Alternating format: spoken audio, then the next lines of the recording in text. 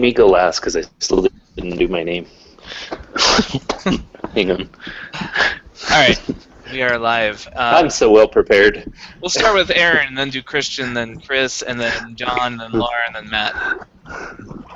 All right. So if you're not talking, use the mic so we don't hear all the crunching and rattling sounds. And all right, Aaron's got the floor. So, my name is Aldeban, and I am just wandering through the countryside right now. Sorry, did you say Aldeban? Aldeban. Aldeban. Yeah, you can thank David for that one. Not some of the Bon, all the Bon. Yeah, so part of our intro, what all do you want us to share? Describe yourself. What do you look like? So, I'm pretty gruff looking. My face is all gnarled, like it's been burned, and I am walking with a staff, and so I look kind of like pretty gnarly. Did you say what race you are? Race. Oh, sorry, I'm Sex. human. And about how old are you? I was going for middle age. So you're a middle-aged human with a staff who's all messed up looking in the face from horrible burn scars? Yeah. Sounds good. Are you now on the trip? What are you doing? Are you a guard? Are you just walking like a traveler? Are you hanging just out with people, traveler. keeping to yourself? I'm just traveler, kind of keeping to my own. Okay, great. So that's Aldeban. He's a messed up looking dude. All right, Christian, what are you all about? Well, hello there. I'm Ander. I'm a halfling wizard. Some descriptions of me. I am obviously very short. I am middle-aged, a little over middle-aged for a halfling, but very pleasant-looking. You know, very smiley, very thin. Also carrying a staff and leaning on a staff, but a much smaller staff than what Aldeban has. And I have just finished my apprenticeship with my master Eros, and now I've gone to take my halfling wizard quest, and I'm all about learning about cosmology in the universe. And on the trip, what are you up to? You talking to the guards? You reading books? I'm reading a book, as we're riding the Alright. caravan, and also looking at Aldeban, because I get the hunch he's a fellow wizard. All right, great. Chris, what's your story? What are you all about? I have a dwarven cleric. The name is Drak of Clan Ironhold. Kind of think of Gimli off of Lord of the Rings. Kind of similar to that. I've got long beard with a braid down each side, and then a long braid in the back. He's pretty well armed, and is short, around 5.5 feet, 150, 160 pounds. Hair is a dark blonde with some gray mixed into it, so I'm about middle age. And just kind of keeping to myself right now, so you don't know a whole lot about me besides that, just what you see from the appearances. All right, so next up we got John.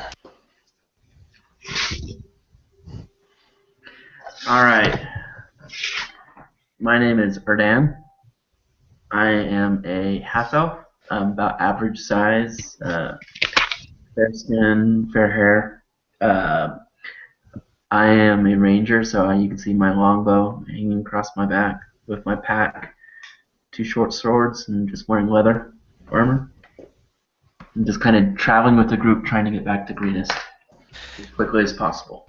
Do you have one of those trademark half-elf goatees, or are you clean-shaven? Clean shaven, because I'm still the young age of 60. Oh yeah, you're just a young pup. All right, next up is Laura. Alright, my name's Kumori, and I'm fairly young for a halfling, just kind of like to go off and adventure. I like to, I like money, so I tend to get in trouble often, so I kind of travel around. I'm with the group because it's safer to be traveling with people, but I don't generally like people. I like my friends if we get close enough for that. Don't tell me I can't do something. Um, got long dark hair, generally in a braid, so I don't get it caught on things, and yeah, I kind of keep to myself. But I can be friendly if I want to. Bunch of social I often butterflies. don't, though. All right, and lastly, we have Matt's character.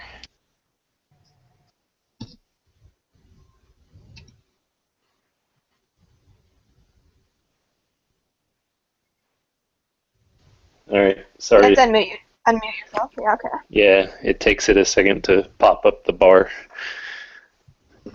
Okay.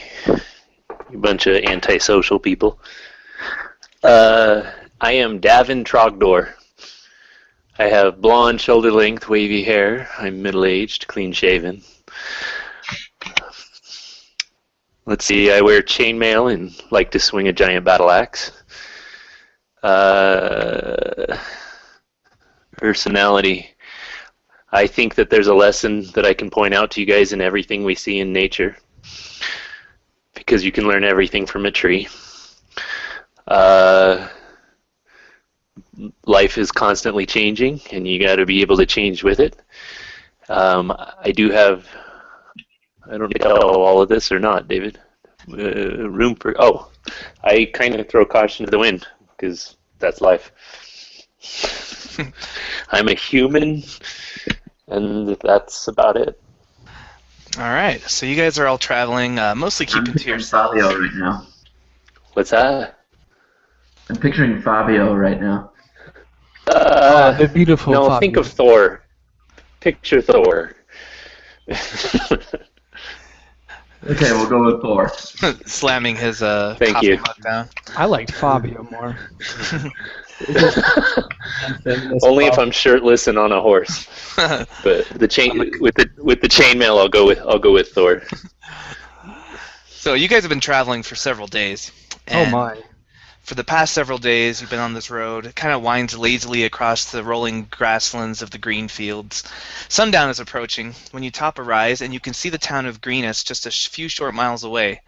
But instead of the pleasant, welcoming town you expected, you see columns of black smoke rising from burning buildings, running figures that are little more than dots at this distance, and a dark, winged shape wheeling low over the keep that rises above the center of the town.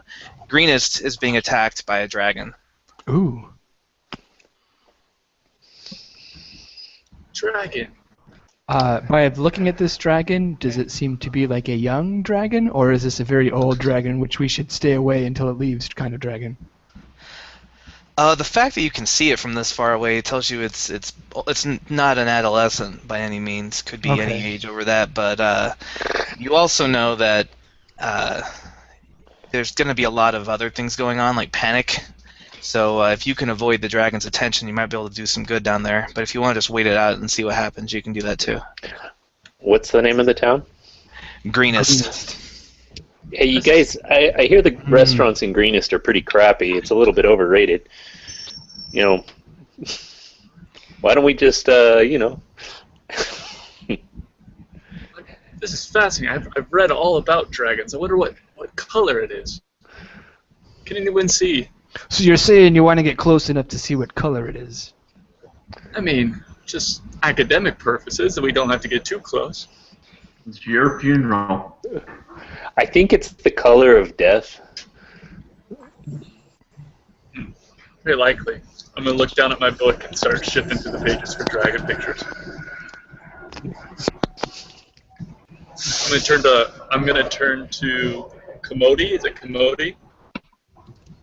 Kumori. Laura's character. Spell it for me real quick. Kumori. It's on the chat. Kamari, okay. Hey, everybody, put your character up there if you haven't already. Kamari. Very. Character up where? Okay, I see it. In the chat, just write your name. You're a halfling too. I can't. I mean, I think we could sneak in there, don't you think? I mean, we could, but what's the benefit? Haven't you ever wanted to see a dragon so close? Have you ever wanted to die? I'm gonna pull Laura's character aside and Tell start me what whispering good to her. Like, reasons to go. I'm gonna pull Kamori aside and say, like, listen, we just need some of these bigger folk to go first, and we could just follow and hide behind them. How far are we from the town again? A few miles. That's a big dragon. That works for me. But Some of you do I'm have gonna start- friends in town. I'm gonna start sneaking off towards the town. Some of us do have friends in town. Yeah, you've all been here before. You've made friends there. Hey, you I'm Ranger, from where this you going? town. I probably have a different attitude. Ranger, where are you going? I have something I need to check on. Well, don't leave me Is he behind. going the other way? You will, if not, it's none of your business. Don't leave me behind. I want to come. Okay, come on, but stay out of the way. Are you going to town? Yes. Unless everybody's going. All right. If there's going to be a fight, you're not going to go and not have me there. This is foolish. The All right, I'll follow along, but this Let's is go. foolish. All right, you guys approach the town. It's Little ones, dark. you go first. You'll make a nice hors d'oeuvre. As you get closer, some of the buildings are on fire, and the half moon kind of providing a dim light throughout the town. There's a stream to the south of the city, kind of borders it. Let me see if I can find you guys a map real quick of the town so you can see what I'm talking about. Hold on.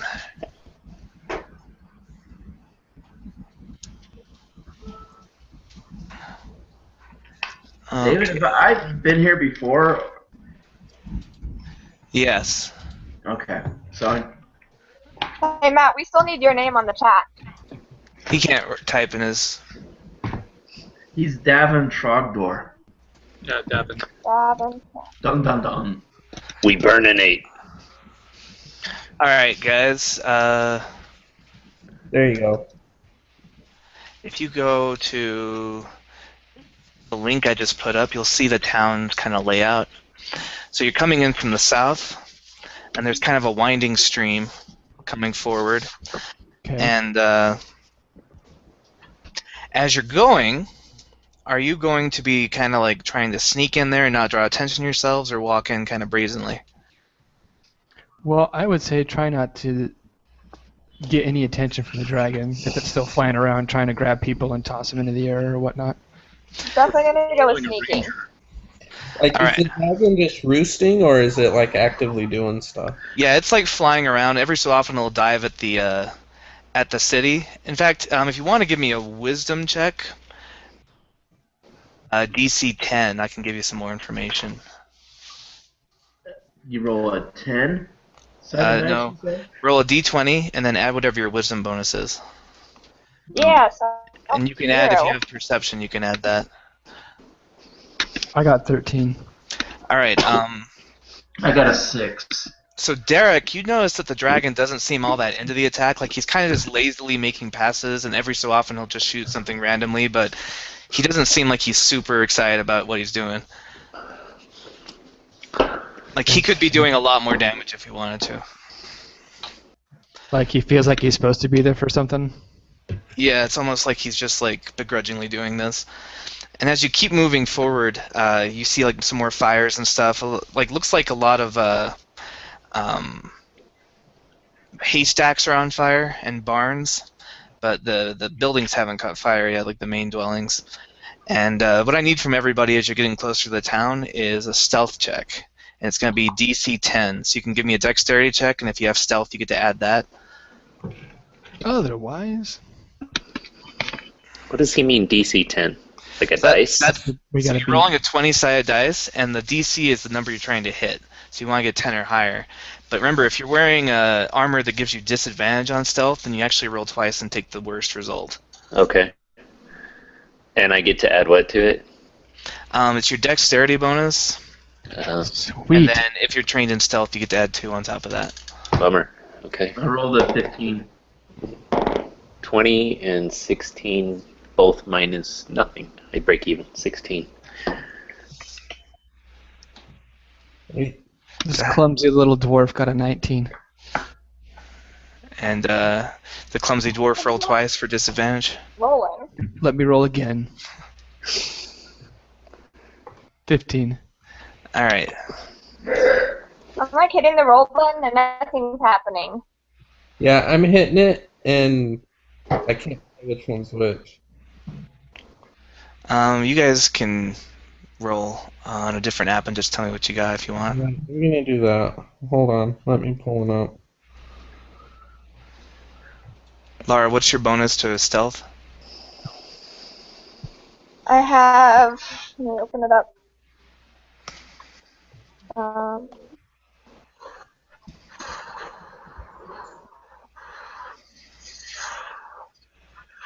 on. It was a D20 we roll, right? Yeah. Okay. And then do we modify it with anything? Whatever on your sheet next to your stealth, next to your skills, there should be a stealth skill.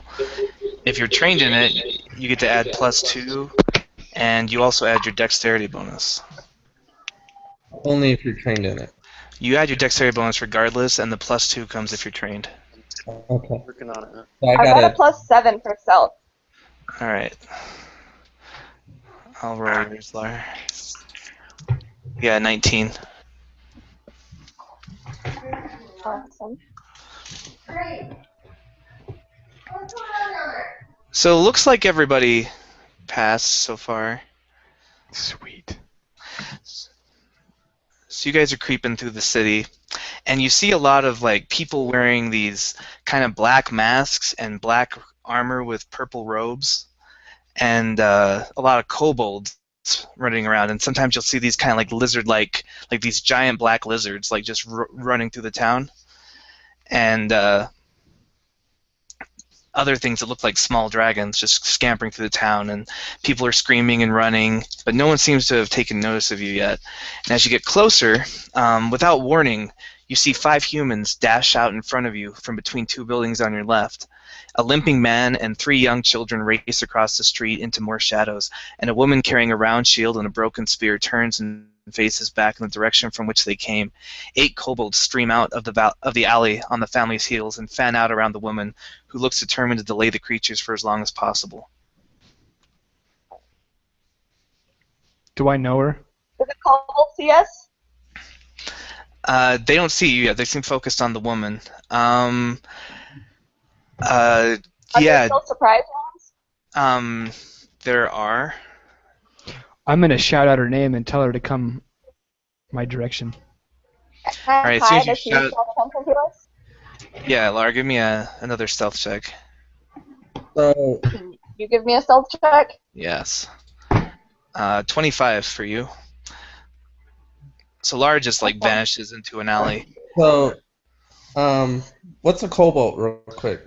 Kobolds are small, kind of lizard, like small, like yapping lizard-like creatures. They're about the size of halflings, but they look like walking lizard dudes. Okay. Think of like a wimpy version of Amazing Spider-Man bad guy, but it's lame. About how far away are we from them again? You guys are about 40 feet away from them. Okay.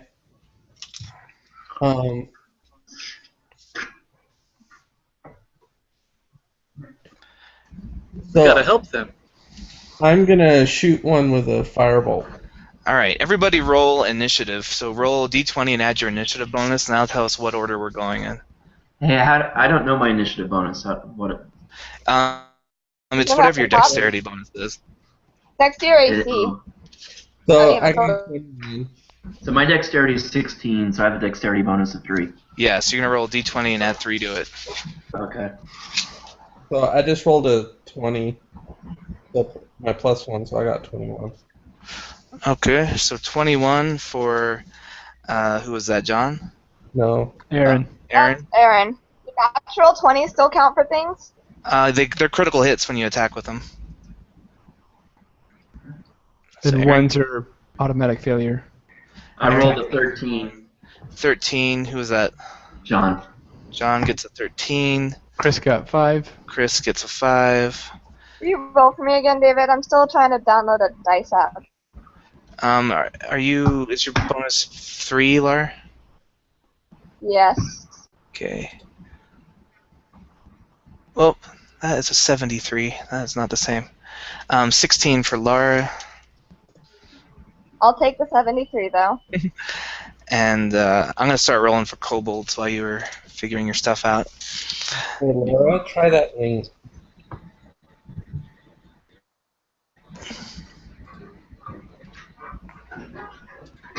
Can you go out? I got a 7, David. 1, 2, 3, 4. 15, 5, 6, 7, 8, 10, 21, 5, 7 for Christian. And then Matthew, what did you get?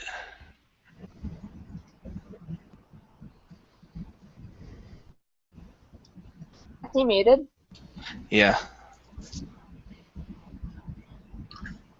We can't hear you, Moose. Sorry, I'm Type it in, Moose.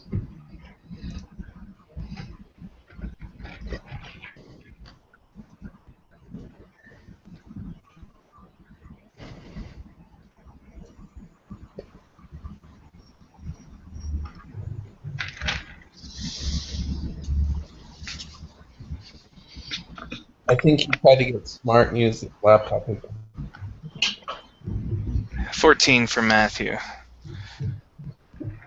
Technology wins. I've never had this many issues with Google before. All right, so Aaron, what's your dexterity bonus?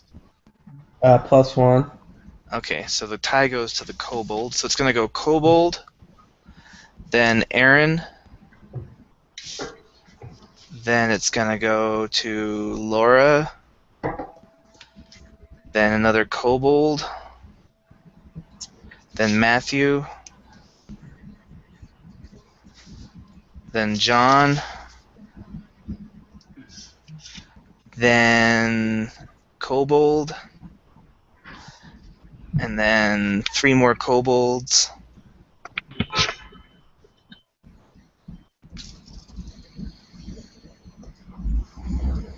So here's my question. If they can't see us yet, or like, Oh, they can see you. but if I'm hidden, can I get one surprise hit, or is it just a party? No, yeah, if you're hidden, you can get us. You'll have advantage on your first attack, and yeah, you can go first because it's a surprise round. So it's gonna go. Lara will go first, and then we're gonna go into normal rounds. But how's she going first if I'm the one who threw out the bolt that's farther than melee? So you threw out a shout. You load a bow, but what started the melee was Chris shouting, "Hey, pick on someone your own size!" Oh. And then you all drew your weapons, and you said you attacked, but first we need initiative to see if you got off your shot first.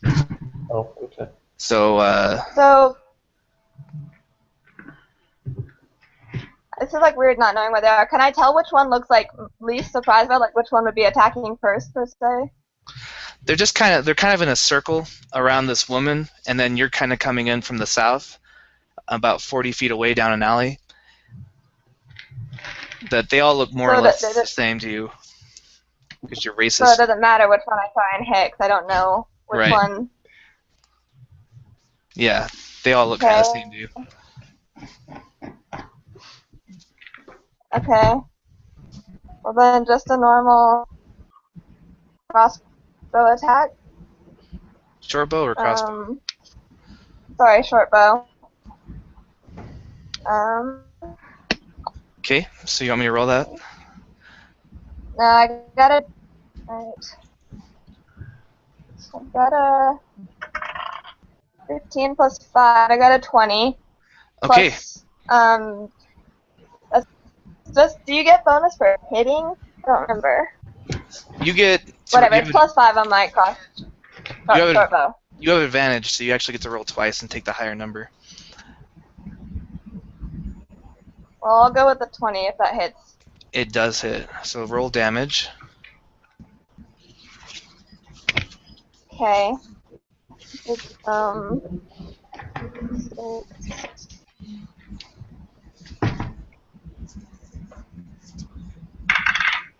6 plus 3 for piercing, 9 damage.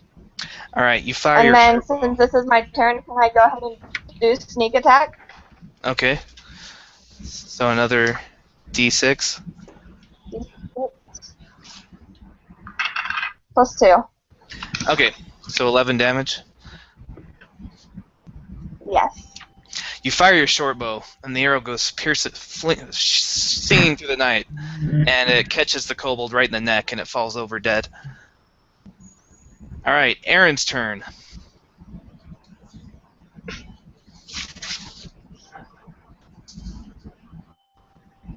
Aaron, you're on mute. Sorry. So I roll a d20, right? Yeah, what are you doing? Firebolt. Yeah, so you're going to roll a d20, and you're going to add whatever your bonus is with spells. Where did I put that? Should be your proficiency bonus plus your intelligence bonus, if I remember right. Okay. So it rolled a 19, and my proficiency is 2, my intelligence is 3, so that's a 24. All right, now that definitely hits, so roll your damage. 5. 5. Okay, that's enough to drop another kobold. So that one screams as fire flings from your fingers and just catches him on fire, and he like rolls on the ground a little bit and then goes still. Sam. Okay, Lara, it's your turn again. Awesome. I just explode and shoot again. Okay, 17? 17. Yes. That hits. Awesome. D6. Oh, that's only 4 damage. All right, so you graze the kobold in the side, and he kind of clutches his wound, but he's still up. And my question is, for the hiding, since I already shot once, that gave away my spot, right? Yeah, you're visible now. Okay. Okay, Matthew's up.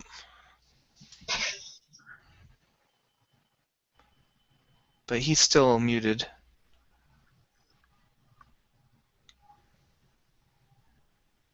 All right, so what's going on? What's going on is there were these kobolds surrounding a woman who's trying to protect her family, and Chris, and in other words, Derek the dwarf was like, "Stop right there!" And they turned around, and as soon as they did, Lara and Aaron just started raining death on them with arrows and fire. And there's a siren from whoever's living in New York, and yeah, so they just dropped 2 of the kobolds and wounded a 3rd, and now there's still 2 more. No, there's still a lot more. There's There's 5 like 5. alive and 1 is wounded. Yeah. Yeah, there were 8 total. There's 2 of them are dead and 1 of them's wounded.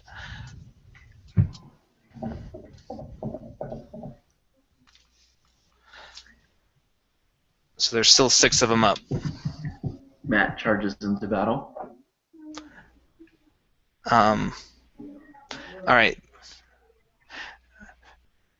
Okay, Matt. So roll if you're gonna throw another firebolt. You guys are really fire happy. So you try and burn him. You're gonna roll a d20, and you're gonna add your spellcasting bonus, which is gonna be 2 plus your intelligence bonus.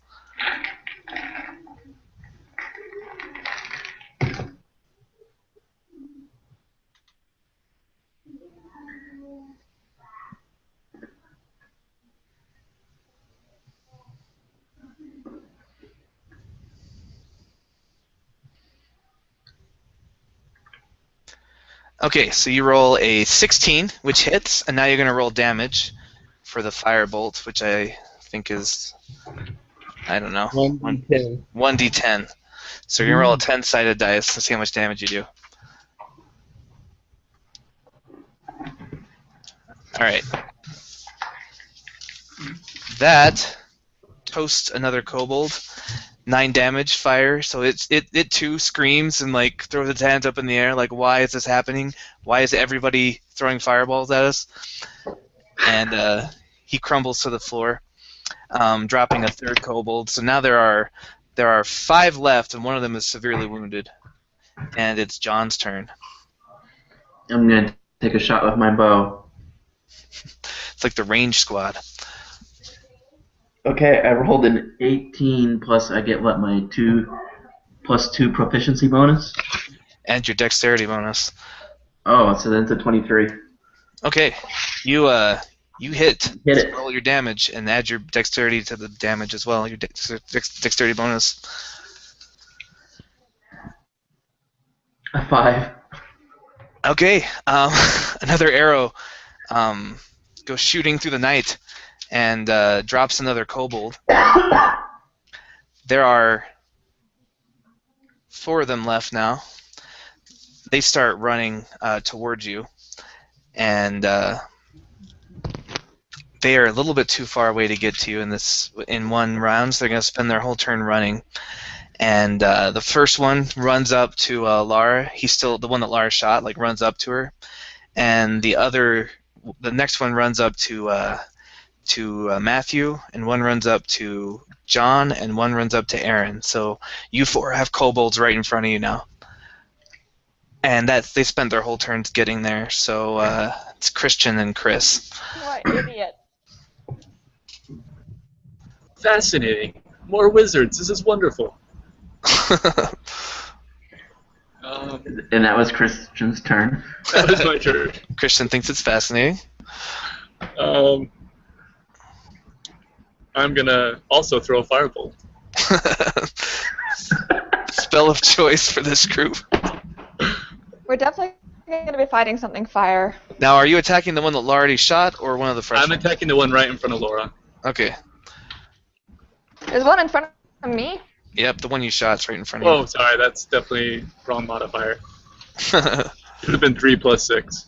Okay, so your firebolt actually goes wide and hits the stone wall behind the kobold. Sorry, still working on this. All right, Chris, your turn. These aren't up next to us yet, right? They're still coming at us.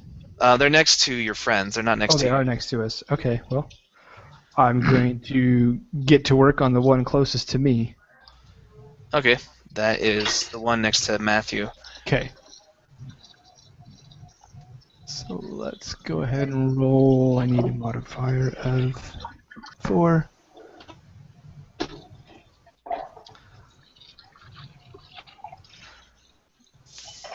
It was 13. interesting. Okay, you hit. What are you hitting him with? My Warhammer, so I got 1d8 plus 2. All right.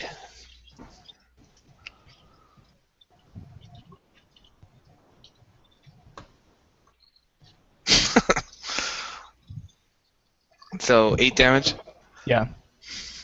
All right. So you run up to the one like the kobold just gets up to Matthew, and before he can stab him, Dead. you just crush him from behind with your warhammer, and he goes crumpling to a bloody mess on the floor. Nice. All right. There are still 3 kobolds up, and it's back to Aaron's turn. So you said there's one next to me, Yeah, he's right next to you. like touching distance. Yeah, like if you were to walk away, he would be able to hurt you.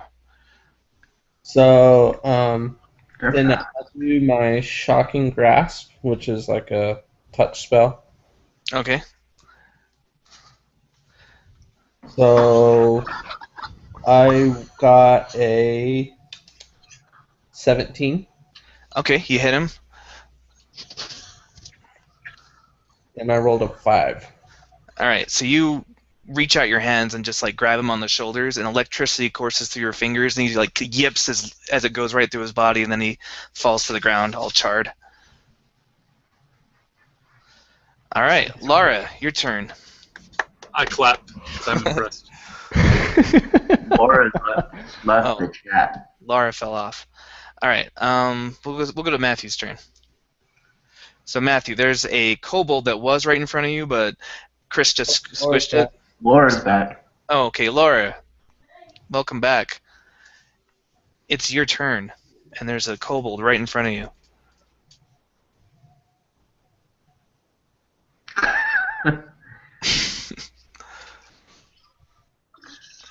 Maybe she's back.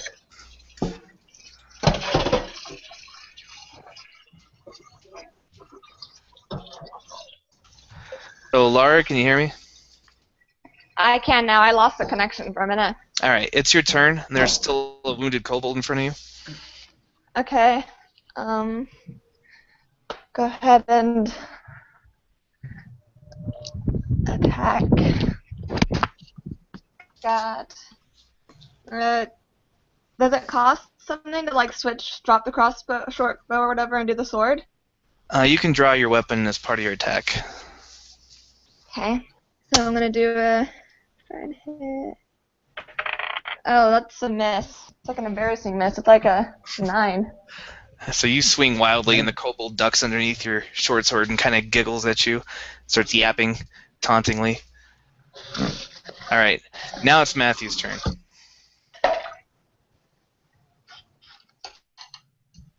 Type. You were close to one, but Christian killed it. But you were within walking distance of another one. If you want to move. Yeah, Chris killed it. The dwarf killed it. So basically, you can use your move to get close to another one, and then your action to attack it. Or you can just shoot another firebolt from where you are.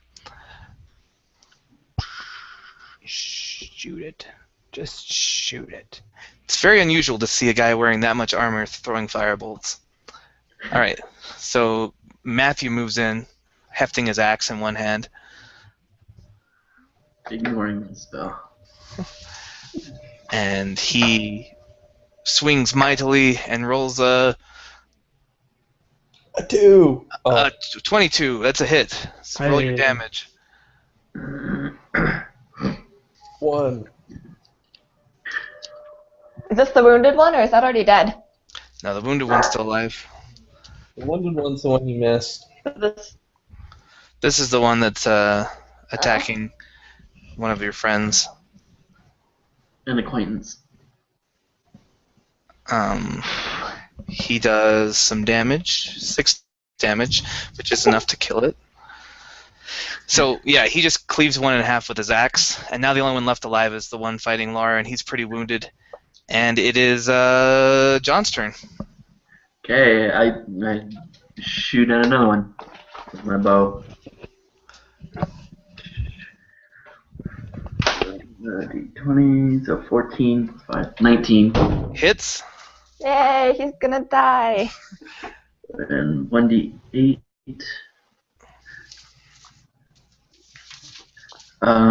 6. Okay, yeah, the arrow pierces the back of his shoulder, and he goes down. And then I taunted him. And that was actually pretty easy. So, So many of us. Kobolds. We are an army. Fascinating. the woman rushes up, and she goes up to Derek the dwarf. She says, "Oh, thank the gods you came back just in time." How long has the dragon been laying siege to the place? Just an hour ago he started, and then all these raiders came in. Do you know what they want? I don't know. They've just been burning and looting. We were trying to get to the keep. They haven't set up any guards about the keep yet. Most of the villagers have gotten to it, but we were slow. My husband got wounded. Do you think you could take us there? Yes, we can. Do you know if the mayor's still alive or if what he's doing? I hope he's still alive. If he is, he'll be at the keep. Let's get moving. Is there anybody else around? She shakes her head. We haven't seen anyone. Let's round her up. Where's your husband? Is he close by? The husband kind of limps forward, and he puts his hand on your shoulder and says, "You're a good dwarf. You always have been. Thank you." And the kids are kind of like clinging to him. While you guys are conversing, I walk over to the cobalt, put my boot on it, and pull my arrow back from its shoulder. All right, you can find half of the arrows you guys spent. You can find again. Awesome. And can I go loot the kobolds' bodies? Yeah, they seem pretty sparse. They're not really carrying much. These guys aren't. But as you guys are looting them, you guys start making your way towards the keep, and ahead you see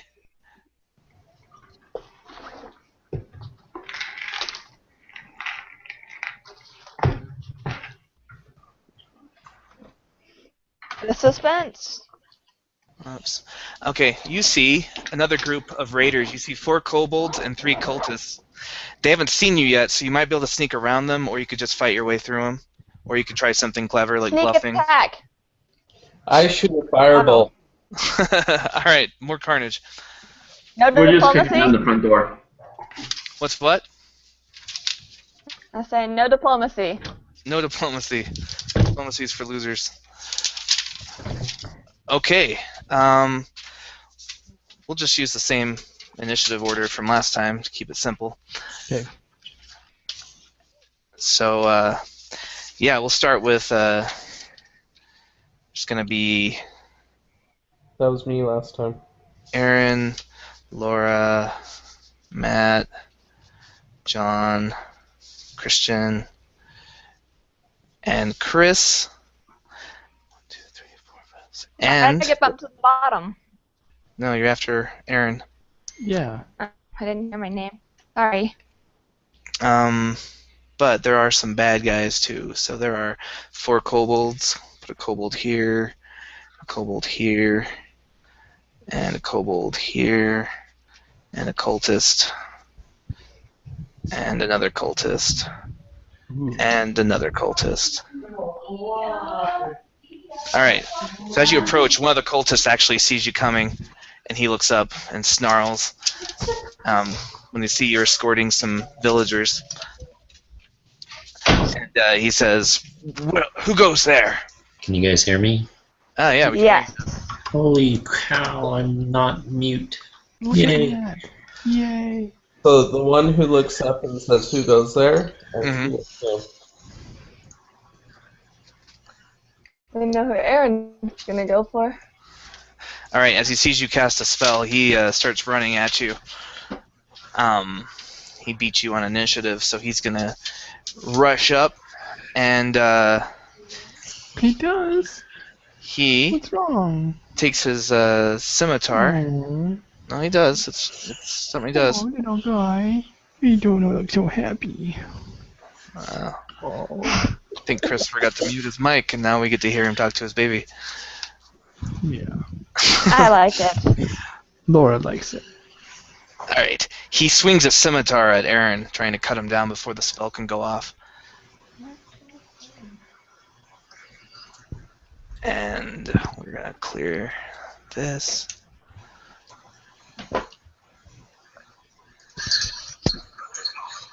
And roll in for +3 to hit. Alright, does a 13 hit you, Aaron? Oh, how do I figure that out? It's your armor Your class. AC. 11. Yes, 13 does hit you. So, he slashes you and does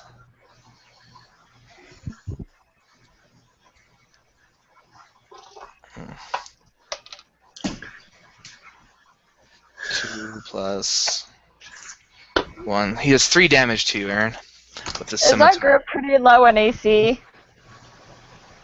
Well, Aaron certainly seems to be. But now it's Aaron's turn. So he kind of grazes you with the scimitar, and then you get your spell ready. Okay. So let me roll. Ooh, I got 11. 11. All right, he just barely dodges out of the way of your spell. Okay. No, caffeine honey's what I want. Okay, so after that, we're going to go to another cultist. What's your marching order? Who's in front of this group?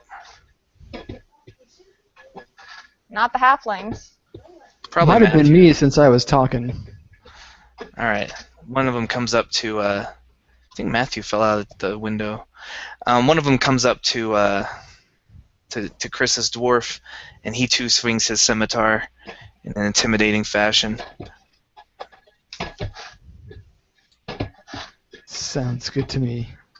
Does a 13 hit you, Chris? Nope. All right. So it clinks off your armor ineffectively. I don't Sucker. even raise my shield up. I just like let it glance off me. And that ends his turn. So now it is Lara's turn. Wait, so first guy wound. Nobody's hurt yet except for Aaron.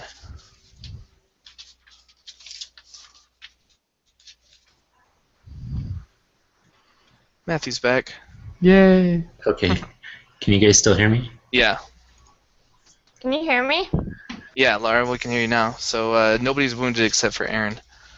Okay. Well, I'm just gonna. How are they? Are these range or melee people? They seem to be attacking with scimitars, so probably melee.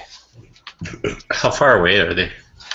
Two of them are already up on your party, and the other ones are about 30 feet away. Okay. Then I'm just going to go ahead and try and stab the one that got Aaron, or I mean Balder on, Okay. and do a 18. Yes, that hits. Awesome. And then it's a d6. Are you kidding me? Okay, 4, and then I'll just go ahead and do sneak attack since it's next to Aaron and I, right? Yeah, because you're using your sword. 7 damage. 7 damage to the cultist that hit Aldebaran, which is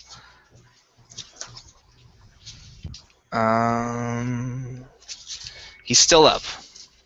These guys are a little tougher than the kobolds. I rolled like 2 1s, so it was really useful. All right, so you stab him in the side, and he kind of glances down and snarls at you. And that brings us to a kobold's turn. So the kobold is going to, from where he is, he's going to throw something at you, Lara. Try and help his buddy out. He takes out his sling and he starts spinning it over his head, and then he lets a bullet fly from his sling.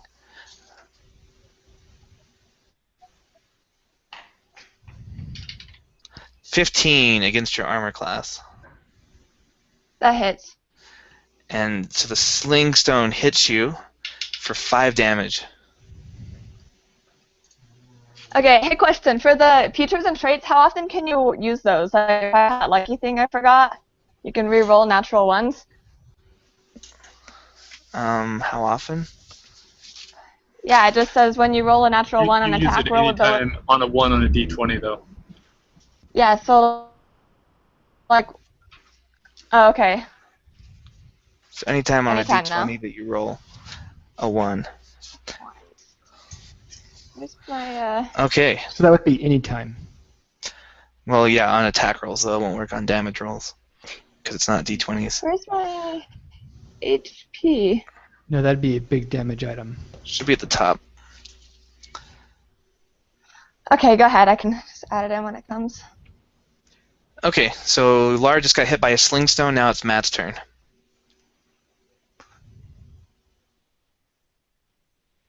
You know. So there's 2 of them that are right next to our group. Yeah, there's one attacking Aaron, and there's one attacking Chris. And then, yeah, there's 2 cultists attacking Aaron and Chris, and then there's a 3rd cultist in the back with some kobolds. Okay. I am not seeing my HP. No, your video's gone. So the two that are attacking those two, are they close enough to me that I can use the axe? Yeah, you can move up to him and use your axe. Lara, your HP should be 9 hit points I maximum. don't even get on this sheet. But Yeah, I think I forgot to put it, but underneath write that armor down. class, just write the Okay. word. Write the word what? The number 9 for Lara's HP. Oh yeah, there's people, you can get to the cultists that are fighting your friends. All right. Have either of them been hit? No. Well, yeah, one of them has. One of them's been stabbed by Lara. I hit one.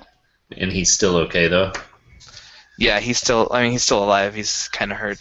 I'm gonna, move next to Laura and take a swing at him. Okay. I want to focus on one and take him out one at a time.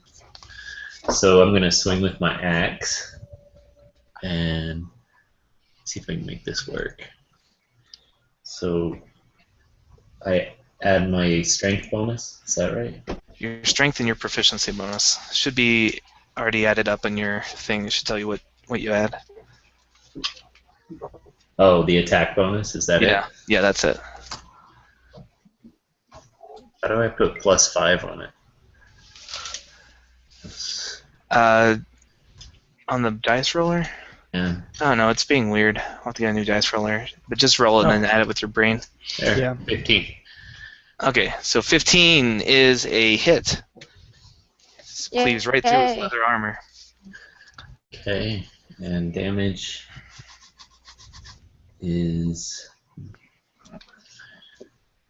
one of these plus one of those. 9. Alright, that cuts him down. And brings us to Kobold's turn. One of the Hey, in kobolds. this version, do you tell us when they're bloodied? No, I just describe that they look really hurt. So was that guy pretty hurt before? Yeah, he was pretty hurt. Okay. Okay, one of the kobolds lets a sling loose to try and hit Matthew. He seems like a pretty intimidating dude. And Matthew does a 15 hit. No. Alright, yeah, you feel it kind of glance off of your chain mail armor, and I sneered ineffectively, at him. and he kind of like yips nervously. Okay, John, your turn.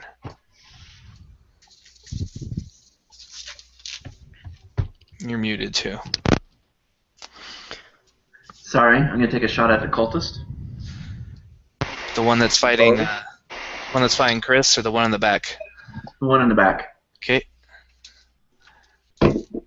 I think Chris is pretty tough. Actually, no, I'll shoot at the one in front of Chris. Sorry, I wasn't thinking there. So I rolled a 12. 12 actually does hit the cultist. Really? Yeah, he's just got leather armor. And I only did 5 damage. Okay, so he's hurt, but he's still up. Arrow just kind of glances into his shoulder.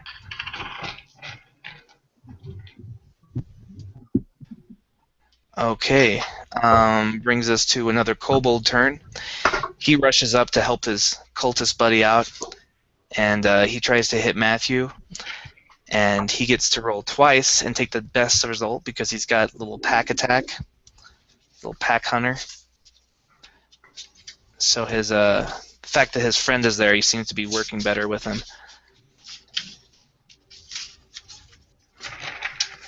Alright, so he tries to hit you with his dagger, he tries to stab you. And he rolls, does an 18 hit you, Matthew? My AC is 18. Alright, so that's just enough to hit you. He stabs you with his knife for 3 damage. So in the event of a tie, I lose. Yeah, the number is the number you have to roll to hit somebody. Okay. Okay, brings us to Christian. Yeah, I'm sitting in the back and I'm kind of saying like, okay, let's see, how did that other wizard cast his firebolt? Let me think. And I'm going to shoot a firebolt at the acolyte that was just hit by John. Okay.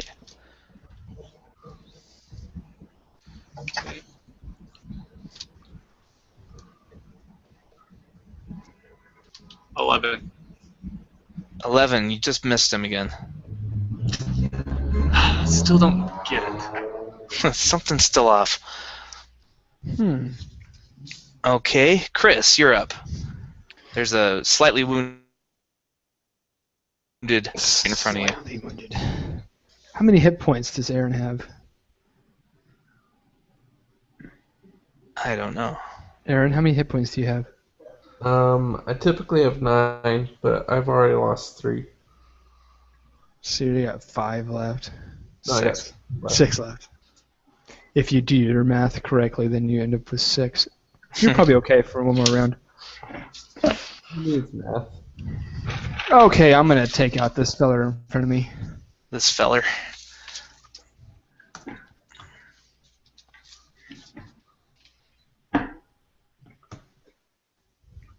Nope. That's a miss. Okay.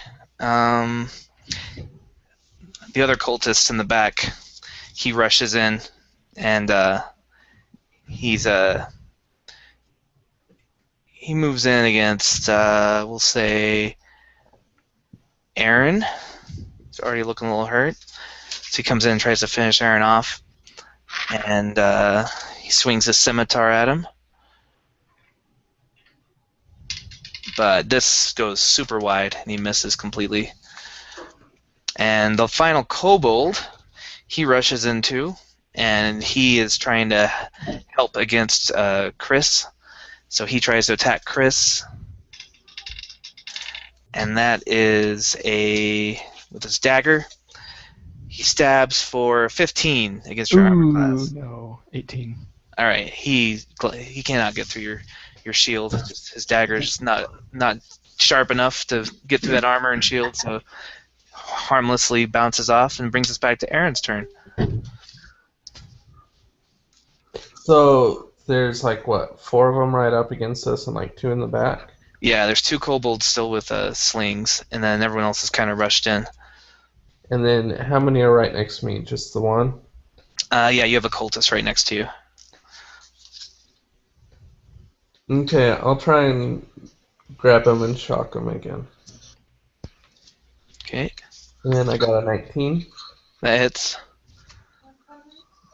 And, does a measly 5. Normally would not drop him, but he's already been hurt, so that actually is enough to kill him. Yay! So you electrocute that guy, and he goes down. All right, Lara. Where's the kobold that hit me? Jerk. With the sling, he's about 30 feet away from you, down the alley. So now that I think it's Matt is near me, is that like, well, I don't know. I'm like over half dead already. Who's near that's injured? Or I guess there's the kobolds that are near, huh? There's 2 at least. Yeah, there's 2 of them around Matthew, and there's one of them by. Sorry, there's one by Matthew, and there's one by Chris. Alright, just gonna kind of keep Matthew in between me and the other group of range, because one more hit like that will kill me down. And I'm gonna try and go ahead and slash one of the kobolds. Okay. Or are there any cultists near us? Are they injured? Or what? Sorry, nobody's injured. None of the kobolds are. Is still near us that are alive? No, both the cultists that were. Oh yeah, there's one cultist that's still near you, but he's fresh. Okay, I'm just gonna go and kill one of the kobolds probably. Okay. Okay. I got a 14. Hits. And then 11. Kills it. Okay, Matthew. And then just make.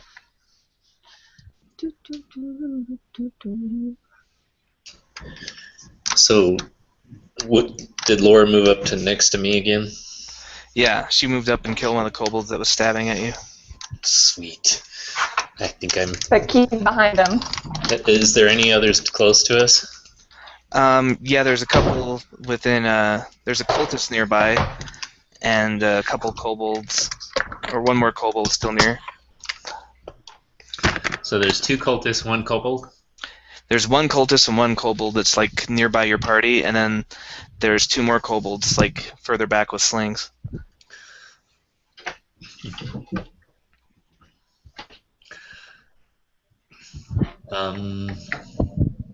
Is anybody being threatened by one of those immediately already? Oh yeah, the kobold is threatening Chris, and the cultist is kind of moving towards Christian now. それは It, 朝から夜。 are they about even as far as which one's harder to fight? Are they pretty? The cultists look a little beefier than the kobolds. They're taller and stronger. Okay. I'm gonna go after the cultists then, Okay, you move and intercept. and I wanna roll to hit him. Hang on. So D20 plus 5. Oh. I got a 12. That hits. Yay! Hey, I have a question. Mm-hmm. It has a plus 5 on the damage, but then over on this features and traits, if I'm only holding because it's the one-handed thing, I get another plus 2. Is that already added in, or can I add? Yeah, I should have. I think I put a parentheses next to that that says already included. Oh, factored in. Yep, got it. Yeah. All right. Roll 9. Okay, yeah, you drop that cultist in 1 hit. Death to all who. Right, the cultist is dead. Yeah, all the cultists are dead now. Ooh, my hero. And that brings us to a kobold who's slinging stones. He slings a stone at Matt in a desperate bid to stop him. 15 misses him. The other kobold also throws a stone at Matt, and that's a 7, also misses. Okay, John. Can I off turn laugh and sneer at them? Yeah, that's a free action. I'd take a shot at the nearest target of opportunity. All right, there's a kobold attacking Chris. It's pretty close. 9 plus 5. I rolled a 14. Hit. 6 damage. Drops him. All right, the one that you're fighting, Chris, suddenly gets an arrow through him, and he goes down. And Christian, it's your turn. I'm a little scared after seeing that cultist come for me. So I'm going to take a step back, but then I'm going to regain my courage and try to shoot one more fireball. Okay. Nearest target. 2 kobolds left with slings in the back. I'm going to do my best. Nani? Nani? My really low rolls, 12. 12 hits. Okay. You hit something.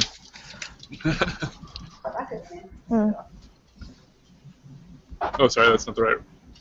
It's a D10. Is it a D10? Yeah, D10. Sorry. Hooray for halflings. 4. All right, he's pretty burnt, but still alive. I'm going to start. How I'm going much? to be like, did you see that? I got him. Nice shooting, kid, but don't get cocky. All right, Chris, you're up. I look a little disappointed at that corpse now at my feet. But how many hit points does Laura have? She's made some comments about her not being able to take another hit. I only have 9, and I lost 5 of them in the first hit. Yeah, I better go take care But of we you. only have 1 kobold left. 2 also. kobolds. One's almost dead. But Oh. we still got a lot to fight still, even if we get out of this battle. Sure. So, actually, I'm going to, cure wounds on her. I think that's at 1d6 or 1d8. Let's see.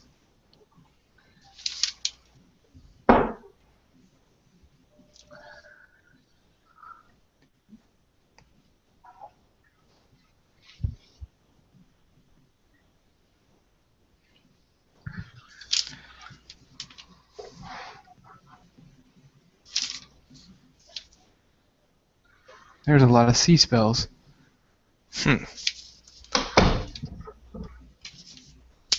Okay. Yeah, 1d8 plus...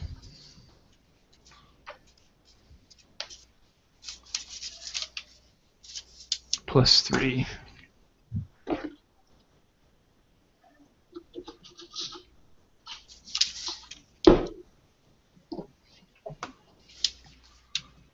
That's awesome. That's my second one of the night. So you get 4 hit points back, Laura. Don't you have like a skill that makes you heal 4 better? hit points? Yeah, that's adding that in there. Oh, nice. Thank you. Yeah. Okay. All right, that's Chris. Alright, We're did you back. say 4 hit points? Yeah, Yeah. 4 healing. Okay. Thank you. Brings us to Aaron. Is Chris our only healer? Yes. Yes, which is why I didn't take the Tempest domain. I took the healing domain. We should protect him at all cost. How close are the other two standing to each other? They're about 5 feet away from each other. Okay. So I'm gonna do my attack, and if it should hit both of them, the acid splash. Okay. 23. 23. Yeah. But I Yes. only do 2 damage. 23 will hit. But it should hit both of them. Do I roll damage for both, or just the 1 damage and that applies to both? Hey, David, for acid spray, they do a dexterity saving throw. Okay, so they just do a dexterity saving throw. What's your dexterity saves for your spells? It should be theirs, right? Not his. Yeah, he has a saving throw that they have to beat. Oh, okay. It should be 8 plus your proficiency bonus plus your intelligence bonus. Okay, I'm sorry. Say that again. 8 plus your proficiency bonus plus your intelligence bonus. Alright, 8 plus my intelligence plus my... So 13, I think. I have 3 intelligence and... 2 proficiency, so 13. And the first one, he rolls a 15, and the second one rolls a 6. So he takes... The first one only takes... he dodges out of the way, and the second one takes 1d6 acid damage. Which is where I rolled my 2. Okay, so he takes 2 acid damage. So he is a little melted, but still alive. And the one that was almost wounded was lucky and dodged the splash entirely. Okay, Laura, you're up. Okay. Is any of my team near me? I am. I'm right next to you. Yeah, he just... Oh wait, I'm got help again. Alright, I'm just gonna shoot at the injured. They're both injured. The one that's really hurt, or the guy that got splashed with acid? Oh, I don't care. Whoever looks the most annoying. Okay. Oh, ouch. That's a 10. That's a miss. Of course it is. All right, Matt, you're up. Hi. Hello. Again, am I close to these two? 30 feet away.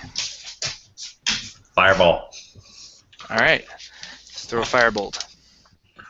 At the uglier one. I said the ugly one. I guess hang on. I use this thing here, huh? So is that the melted one or the burnt one? And that would be my intelligence. Yep, intelligence and your +2 bonus for proficiency. +2 for what? Your proficiency bonus. Oh, I have a proficiency bonus? Yep, your proficiency bonus gets added to everything you're proficient with. Oh. 14. 14 hits. Give me some fire damage. Fireballing. Burninate. Burninate peasants. Draw more! Oops, I didn't mean to hit that twice. I think it's a D10, isn't it? No, oh, no, not on the fire. Is it? I don't know. Weird. Firebolt. It's 1d10. Yeah, it's Sorry, what, 1d10. Jonathan, no? Oh, oops, I did that wrong last time. It's a 1d10? Yeah. That's better than my battle axe. Well, your battle axe gets to add your strength bonus. The +5. They both have a +5. Yeah, but your firebolt's just 1d10. There's no bonuses. Oh, got You'll it. get to start doing multi-attacks later on, too. 4 damage. Alright, he gets burninated. The Where's half-melty one burns to ash. And the last one, he drops his sling and starts running away.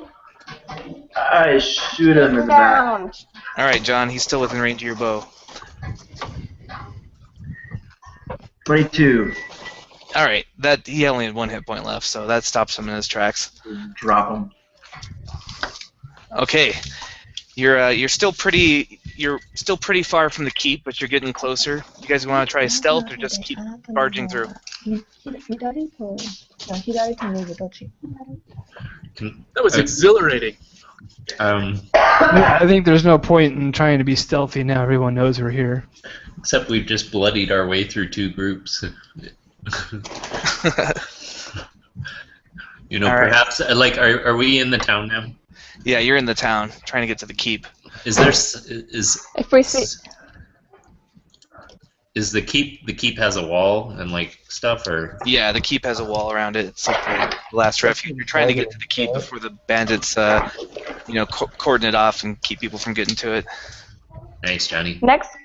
next group we fight, how about we keep one of the not kobolds alive and see if we can get some answers? Well, Good idea. should the first thing to do be to get in the keep? The Lennon kind of nods. He says, "If we wait too long, they're gonna block off any entrances." Right. So I'm just gonna look for the closest, straightest route and see if there's people in between us. All right, you look down the closest route and you see 3 kobolds and 2 cultists kind of like running through that street looking for things to loot. So if they're busy looting, there's a chance they may not even address us. Yeah, if you can get around them without them noticing you, they probably won't even address you. I'm gonna progress that way. Wait, so I'm sorry, I missed that. Who is there? 3 kobolds and 2 cultists, like another little raiding party. It's the last group if we try to get to the keep, like most direct route. I shoot a firebolt. All right, I'm gonna hide. I'm gonna hide. everyone that's hiding, give me stealth checks. Well, I'm not gonna be hidden. And if you're wearing heavy armor, make it at disadvantage. So you have to roll twice and take the worst. Hey, it says it right here, so I have to do it. I got 13. What am I rolling? Just a D20? Yeah, you're gonna add your stealth. Well, you're gonna roll 2 d20s and take the worst score. Yeah, I don't think I have an ad, so. Alright. I just got like a 9. I rolled a 2. So stealth is a dexterity skill, so do you add your dexterity modifier to it? Yeah. Wait, so are those 2 me? The 13 and 18? So 13? Alright, everybody roll initiative so we can see who goes first. That means we failed. Yeah, they see you. I might as well just announce wherever I'm going because I can't. Here we are. Hey, Roll a 20. So when you roll your initiative, just kobolds, we're coming your way. put it in the chat, and then I'll look up and see it when I'm doing the bad guys initiative right now. Okay. Where do you see initiative bonuses? On the top, near your armor class. Oh, 0. Good. Okay.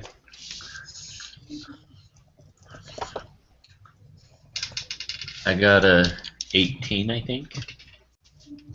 How do I make my name pop up next so I know if it's my dice?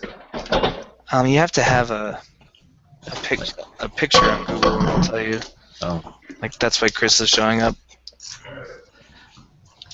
if I can do that.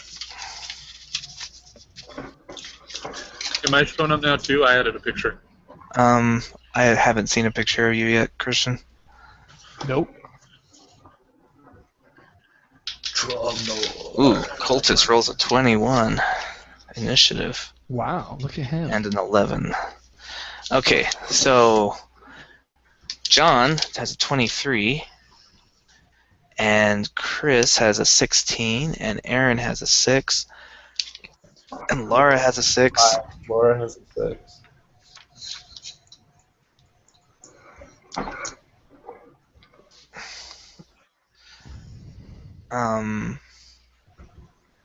Christian has a 16 as well.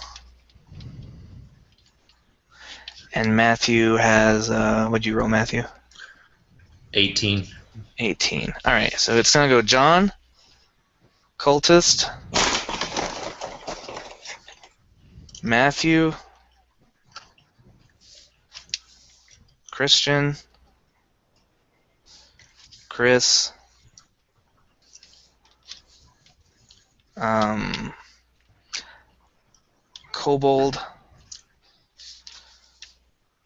Kobold, Cultist, Kobold,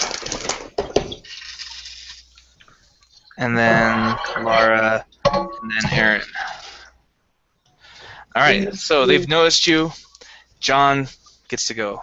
So I bring my bow around and I'd fire at the nearest cultist. Okay. And I roll a natural 1. Alright, that's a miss. Alright, that cultist rushes up to John and tries to drop him before he can shoot another arrow. He rolls a 13. My AC is 14. He misses you. Yeah. Alright, Matthew. There's a cultist fighting John. The other ones are about 30 feet away. So the one by John's here, like next to me. Yeah. Alright. I take a I'm going to swing my axe.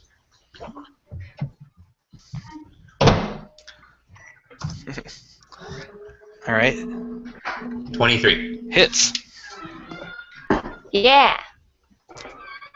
Cut into him and deal 8 plus 9. 11. Yeah, you drop him. Yeah. He is dead. Meat sauce. Alright, Christian.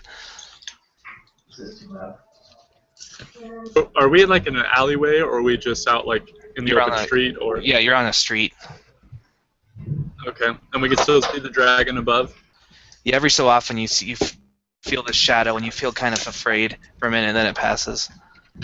I'm just curious if there's anywhere like I could climb on a rooftop, because I'm kind of more interested in the dragon than the battle right now. Yeah, you can hop on a. If you want to hop on a nearby building, you can give me an athletics check, DC 10, to try and scramble to the roof. Like climbing up the rain gutter. I fall. All right, so you like slide halfway up and then you roll back down, land on your butt. He said, what are you doing? All right, that brings us to Chris's turn. I'm going to help my companion with that. Is that cultist on him? No, that cultist is dead. Ah, There's another cultist 30 feet away. Trogdor. He got slashinated. I should have said Hodor. Hodor. I'm going to hit him with Sacred Flame. Sacred Flame. This is a Smash Brothers, David. Oh Secret my. of Flame. I wish it were Smash Brothers, Larry. Yeah, be jealous of my How life. about that? A lot of S's, too.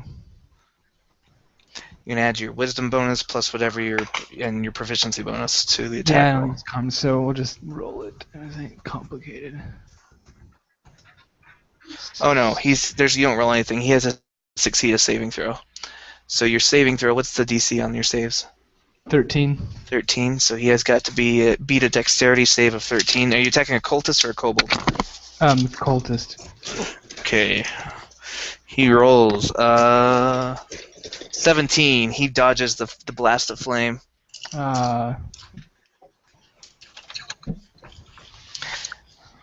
Okay. Kobolds. All three of them are going to rush in, try and drop Trogdor the Burninator. So, first one attacks, but misses horribly. The next one, so the next one attacks, and he hits with his dagger for 3 damage to Matt. And the third one crits. Critical hit. I might be dead. No. You're tough. Sorry. Never done a critical hit in this system. I gotta look it up. Trogdor. This is an exciting day for me. My first crit in What kind of edition. What kind of HP do you have? I'm down to 5. I had 11. Oh, Ready? well, yeah, you probably are then.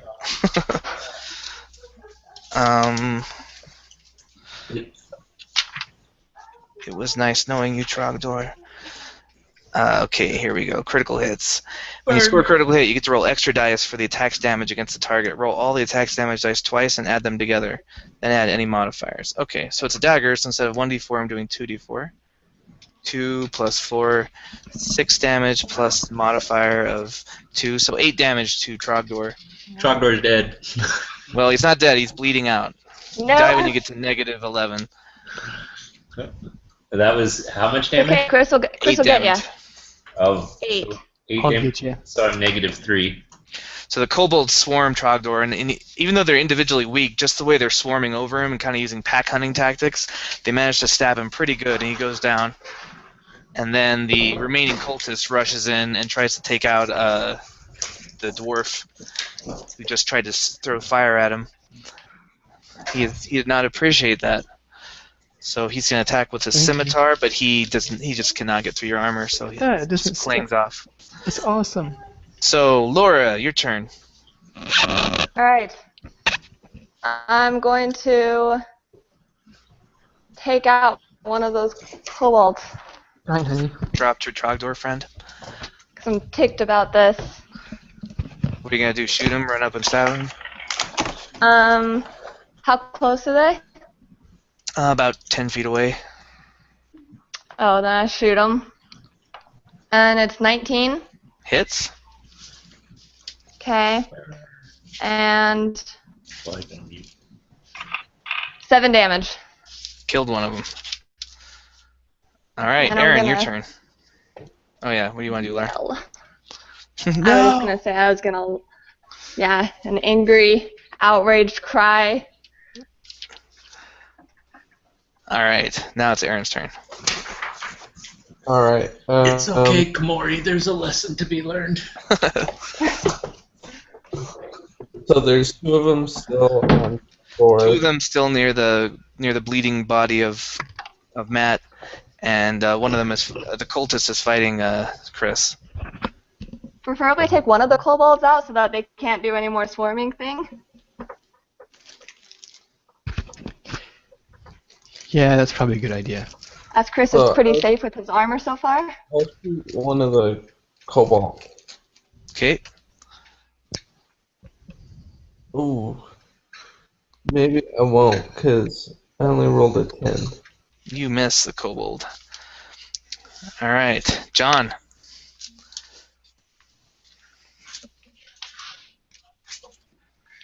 Okay, I guess I better take a shot at a cobalt. Okay. I roll an 18. You hit. あなたのこと、あなたの分、check it out. How much? 4. Alright, he's still up. これ、掃除する、だから、ついてる。うん。それ Okay. は、Yeah, don't mute that, Laura. It's fun to listen to. Matthew, what I want from you is I want you to roll a d20, and if you get a 10 or higher, you're fine. If you get less than a 10, bad things start to happen to you.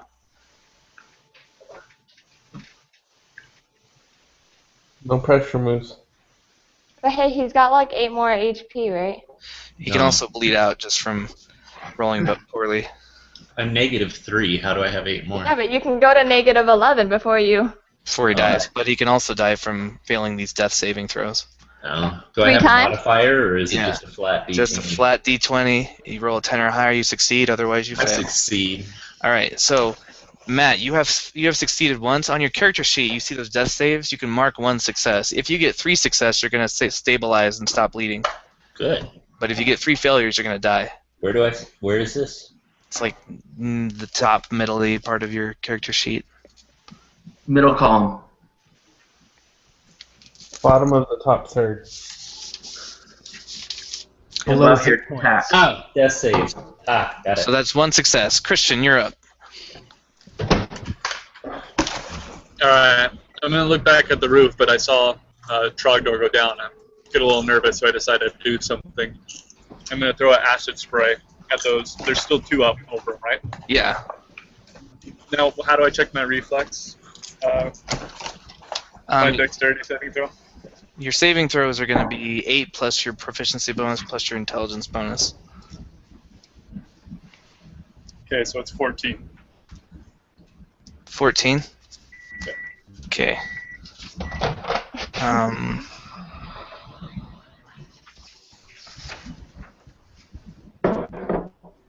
Alright, they're going to roll to see how they do. They got to beat a 14.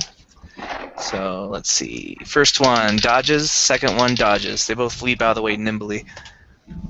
Rolled an 18 and a 22. What the heck, David? They're quick little buggers. Alright, Chris, your turn. Well, I'm gonna tromp over to Tragdor and see what I can do to heal him up too. Well, there's a cultist right in front of him, isn't there? Yeah, there's a Don't cultist care. going to hit you if you leave. In front of me Alright. or in front of him? In front of you. Oh, He's fighting you. he's fighting me. Well then I'll Hello. stay there where I am and I'll do a ranged Look heal at then. you. Ranged heal? You Yeah, I just can don't do notice that. because your armor.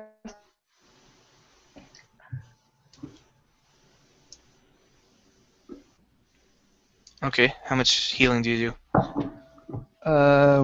What's the D on that one? Is that Wait. D6? That'll give him an attack. No, it won't. I think you should just attack Chris. He's gonna be fine for a couple rounds.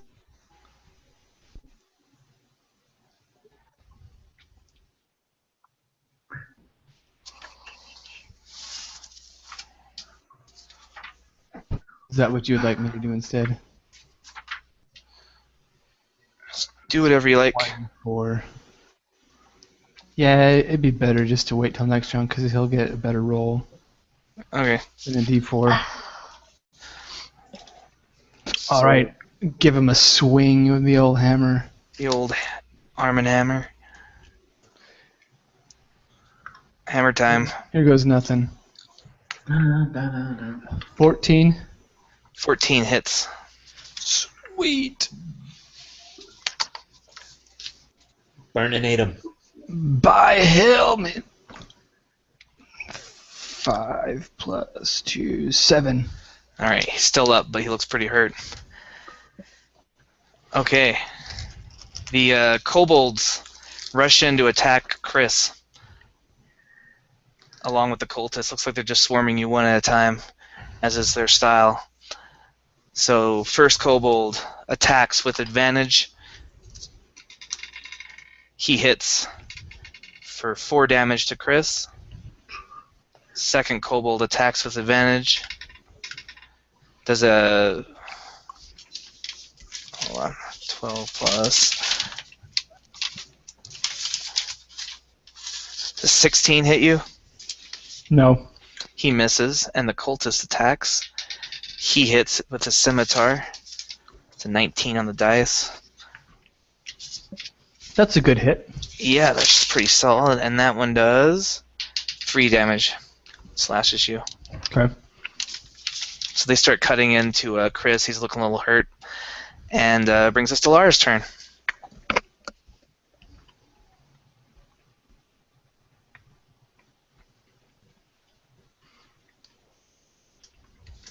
Did we lose Laura? Apparently she took that muting thing seriously. All right. Aaron, let's do your turn while we're waiting for Lara to come back. Okay. Oh, is she back? Yeah. Okay, Lara, your turn. The kobolds Can and you the guys hear me? cultists. Yeah, the kobolds surround Chris, and they're fighting him with the cultist. They're just cutting their way through everybody. So how much damage did he get? A bunch. 7. Is Chris still up? Yeah. He needs to heal himself.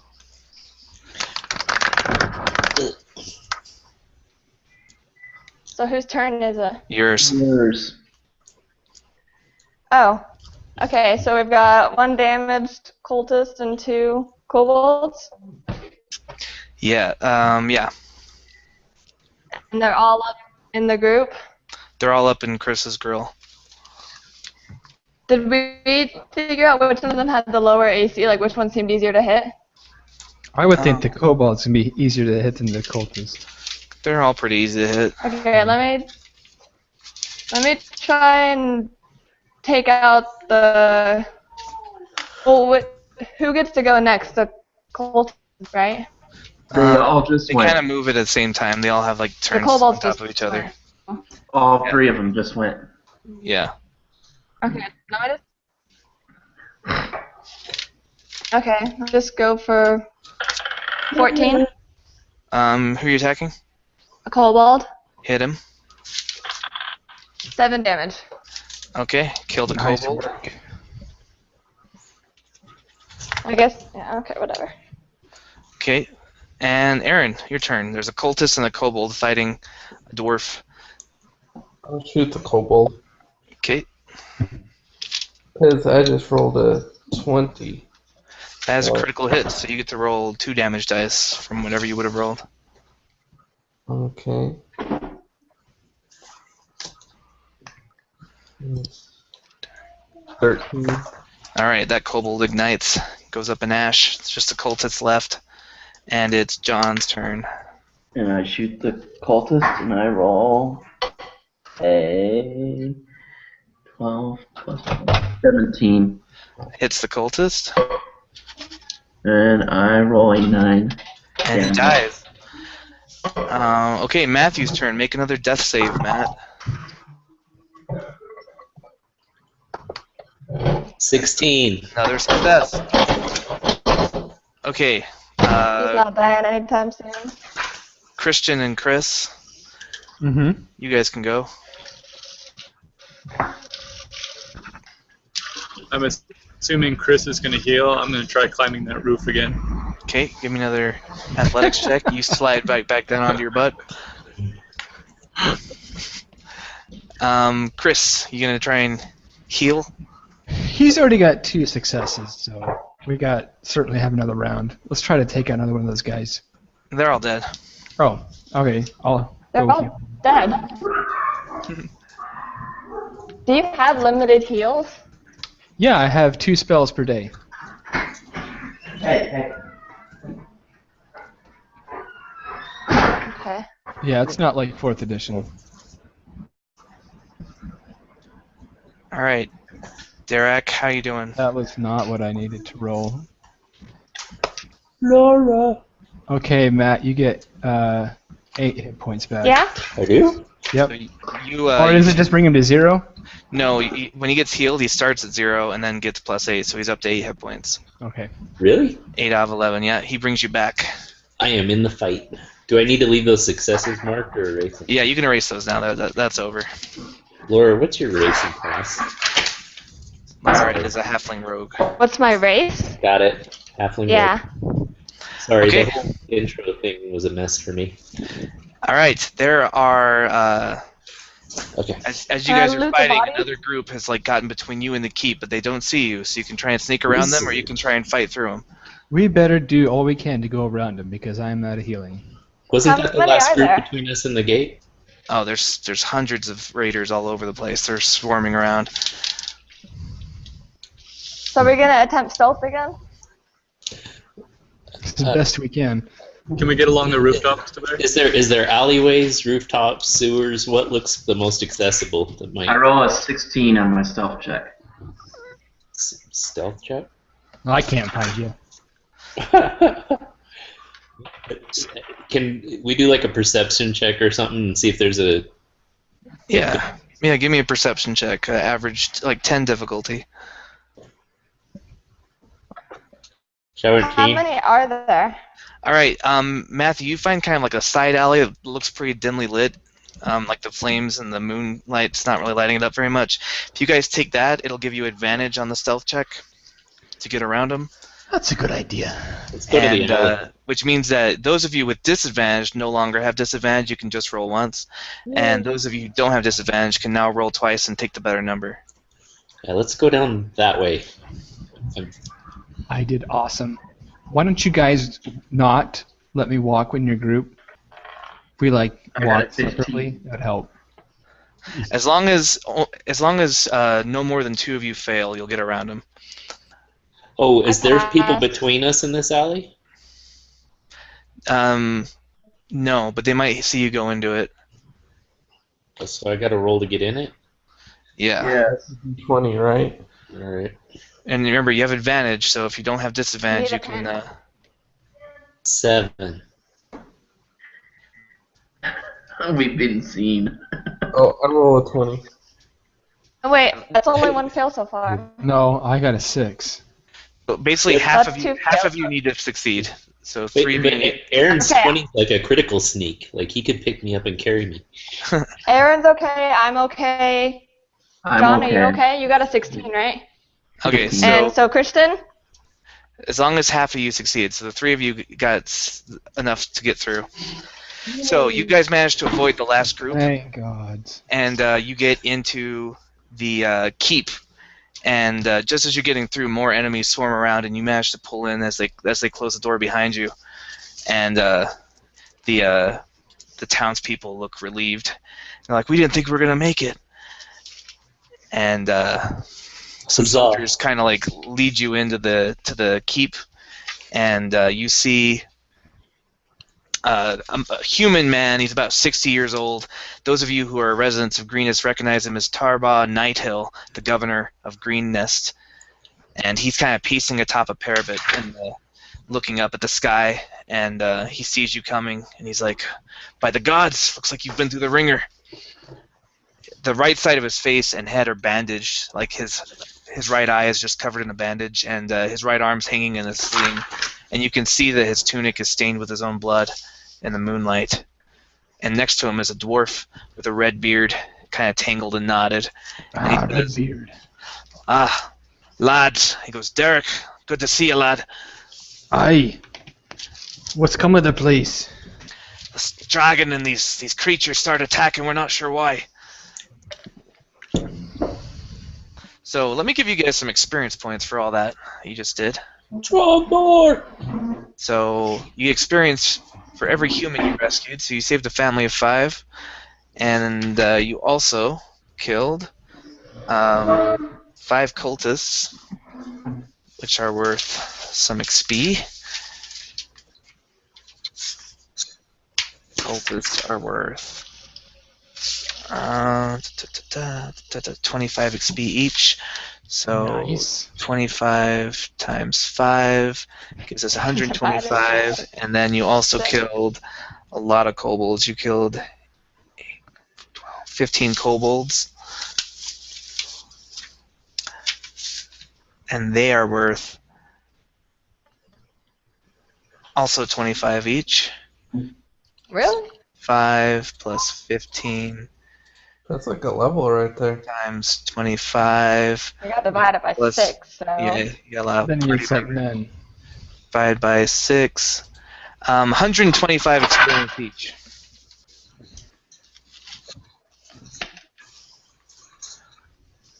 So that puts you almost halfway to level 2 just from that round of fights. Really? How much is level 2? I think it's 300. Double what we have almost. Huh. I'm feeling slightly better at this. That would be about halfway. Yeah, so you guys feel like you really put through the ringer, but you learned some tricks. And Governor Nighthill says, "I know you've had the worst of it, but we could really use your help." What do you need? There's an old tunnel, runs from the cellar beneath the keep to the bank of the stream to the south. It's wide enough to allow warriors to pass through a single file. It's been there in case of a siege so we could get fresh water, but we've never had to use it. If we could somehow open it up, it'd give us a way in and out of the keep without having to fight through the cordon they just set up. We can probably sneak townsfolk into the keep that way if we need to. Well, let's go open it up. He says, "All right." And you guys head down to the cellar door. Hey, can we refresh our provisions? I need more arrows. We're running low on arrows, but you can help yourself to any you find in the armory. Alright. I need to make a trip to the armory. What about Before we any go to the tunnel. salve or potions that they might have? Afraid we've been using those on the wounded. There's a lot of wounded. So you guys get down to the cellar, and it's just tons of barrels and stuff are like in front of it. It's gonna take a few minutes to clear them away.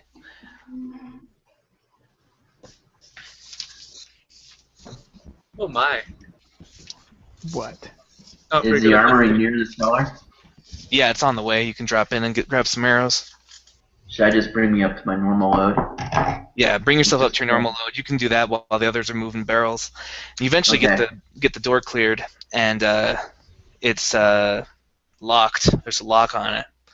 It's stiff. Hmm. Well, if only we had a thief. A good stiff All lock. right. Sleight of hand.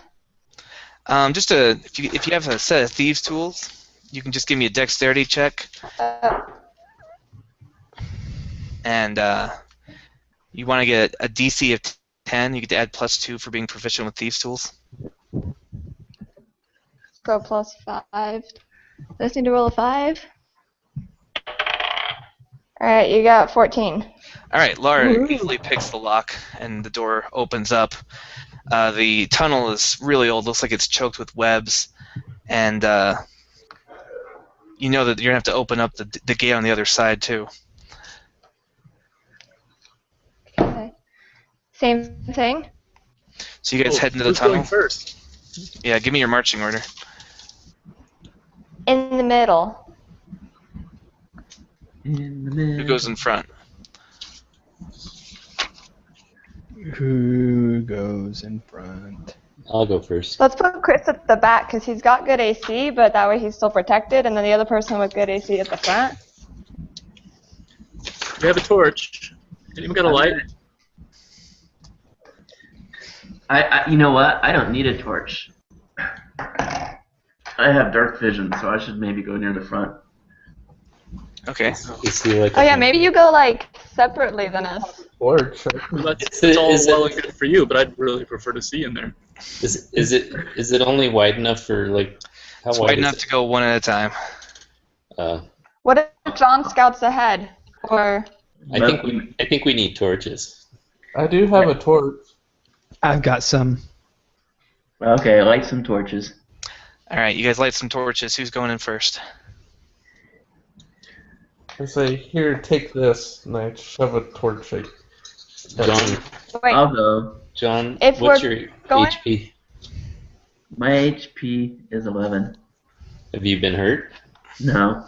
Okay, I'll go behind John. All right, John, then Matt. Who's next? I noticed how strong Darren is, so I'm following him. Is this tunnel pretty long, or can we see, like, can we tell how long it is? It's pretty long. Like, it goes from the keep down to that river on the map. Who's Darren? I thought that was you. What's your name? Just an idea, but Davin. Oh, sorry.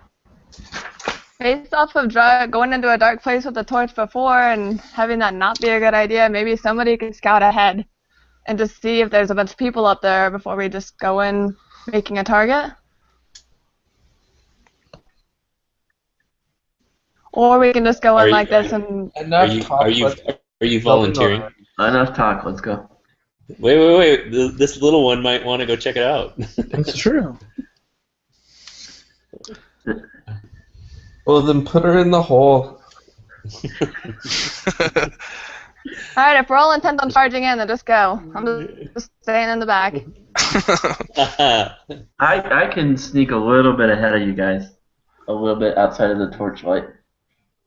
All right, John, if you want to scout ahead I think if we're all outside the gonna get torchlight, then give me a stealth check. Just tell me what you roll. Okay, so I roll, let's see, stealth is dexterity. Mm-hmm. And if you're trained in, you get +2. No, I'm not. But I rolled a 10. Okay. You're working your way up, and you see a swarm of rats. And they like kind of like the tunnel twists, and they just kind of like they see you the same time you see them, and they start running at you. So give me an initiative check, and we'll see who goes first. Rats? Yeah, just a whole swarm of them. On initiative. You rolled a what? 12. 12, and the rats rolled a 13. So they swarm up on you. They've got a keen sense of smell, so they smell you coming. How far ahead is John? He got ahead of your torchlight, so he's about 60 feet ahead of you guys. Just like in the Rats! You can hear me yell, rats! And as he yells, they just like swarm into your square and start biting you. Okay. Well, that's gross. My AC is a 14. I don't know if you need that. Yeah, they're swarming all over you, but none of them manage to you're like hopping around and they're like trying to bite your feet, and none of them manage to bite you. So you Can just I got use my rats. animal handling? Maybe. What does that do? Oh, it calms like a spooked animal. Hold on, let me turn to it. That might be just the thing you need because they're pretty spooked. Spooked and hungry. And rabid. Yeah, they're rats. It may not help at all. Are these like cannibal rats? Like... All rats are cannibals. Maybe he's got bread like crumbs in his pocket. He does have rations. Did you get the Beastmaster? No, I can't choose that till level 3. Beastmaster. Or 3. No, but let's see. So animal handling on 178. When there's a question whether you can calm down a these aren't domesticated animals. Never mind. These guys are jerks. Yeah, so they're biting. Or intuit an animal's intentions. You can figure out their intentions. Yeah, but their intentions are hungry. Yeah. All right, so they're biting at you, and it's your turn. Okay. Can I use one of my short swords and swing at them? Yep. 21. 21. Okay, that hits. So roll damage. It is a 1d6. What do you add to the? Do you add your dexterity to that too, the 1d6, or no? Yeah. So a 7. 7. Okay, we're gonna divide it in half because there's the swarm. There's so many of them. It's hard to really just hit a lot of them with one hit. So does 3 damage to them. All right, there's still a lot of rats in the swarm. You kill a couple of them with your swing, but they're still swarming around you. And we're going to do another round, and then you guys are going to come in at the end of this round because you're running towards him, I imagine, when you hear him shout. Or you might be running away. What are you guys doing? I'm running towards them. Well, I would be, but Moose is in front. Yeah, I'm going towards him. As soon as he yells Okay. at, I'm going. I'm following Davin. So the swarm keeps trying to bite you as you stab at him. Ooh, a natural 20. That's my second crit tonight. I'll have a second fail.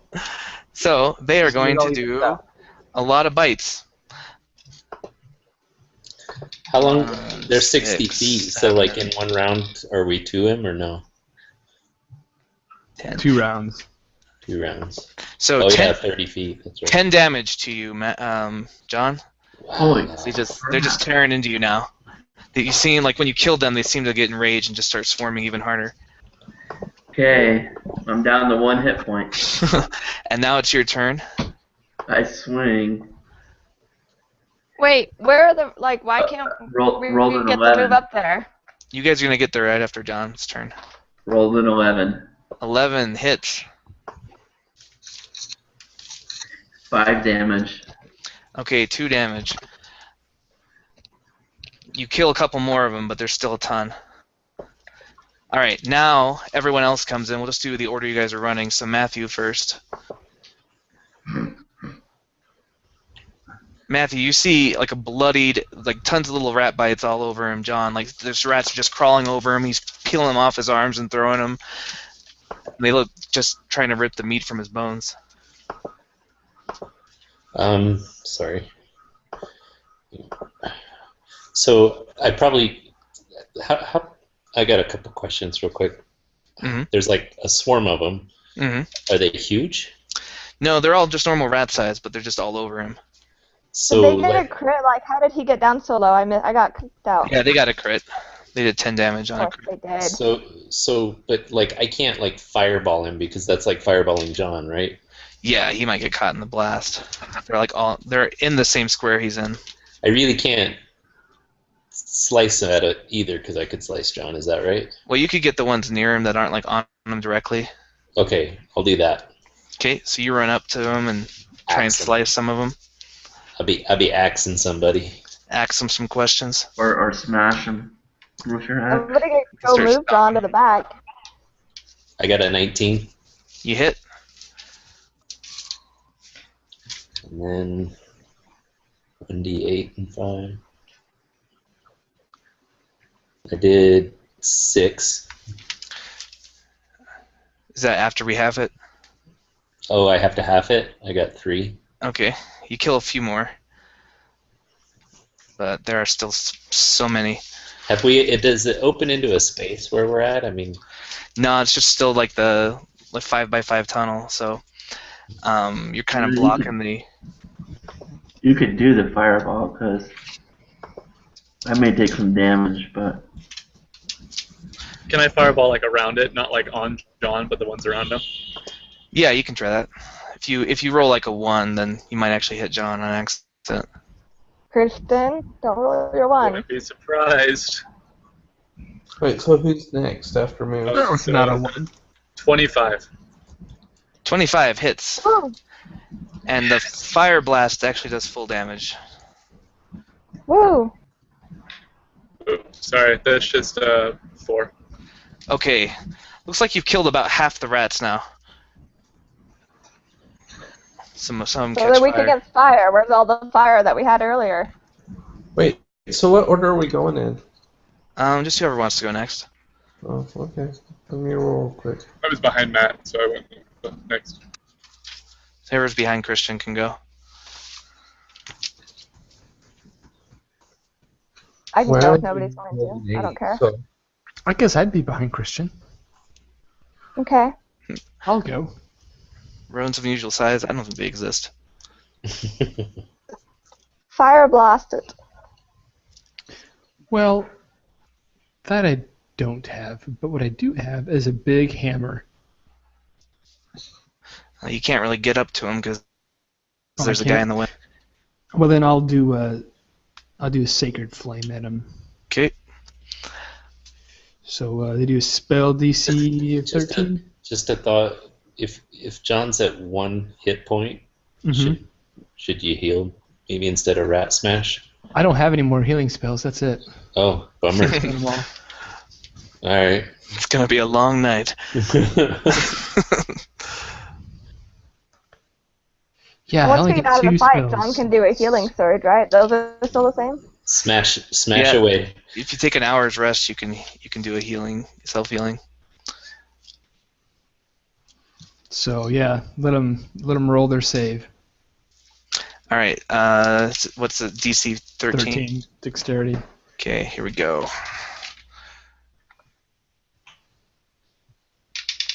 15. They dodge. Yep. All right. Who's behind Chris? Wait, so who hasn't gone yet? I haven't gone. And you haven't gone. Oh. Okay, here, let me roll. 10. 10 hits. Let me roll my fire damage. 6. 6. They take full damage from the fire. Kills a lot more of them, and it's Lara's turn. Oh wow. How many more are there? Just a lot. That Yeah, was there's really fast. about 6 more rats, like just biting and swarming. So John's still at the front, or is somebody now in front of him? John's at the front. I'm John's at the front, next to then him. By Matt. John's face, he's the one who did that. Does John get to go before the rats? No, the rats will go before John. The rats will go after you.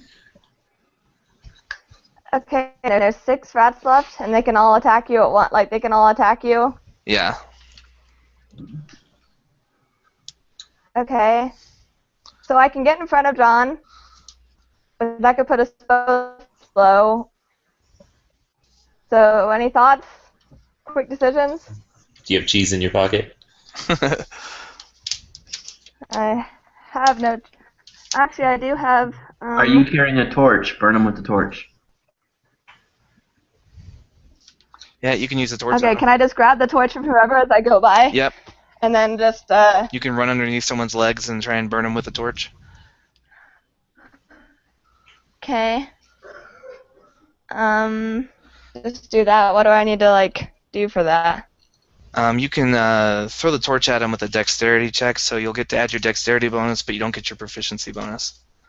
Do I need to throw it, or can I just kind of swing it in front of me and try and keep them away? That works too. Can I just keep doing that and try and keep them at bay until we get John, like, out of the front? Well, let's see if you can hit them first. They might not be worried about it. Okay, so just a regular d20 and then add what to it? Your Just dexterity. dexterity? Yeah. I rolled an 18 without anything, so... That hits. Roll a d4 and add your dexterity bonus. Alright, 4 damage. Okay. I'm going to have them make a willpower save, a wisdom save, to see if they are frightened by that. They are so hungry, they don't care. There's 2 of them left. They're going to try and bite John. Wait, I'm in front of John. Oh, they're going to try and bite you. And they do. They get, they hit you, but there's not as many of them, so they don't do as much damage as they used to, so you take 2 damage. Okay. And it's John's turn.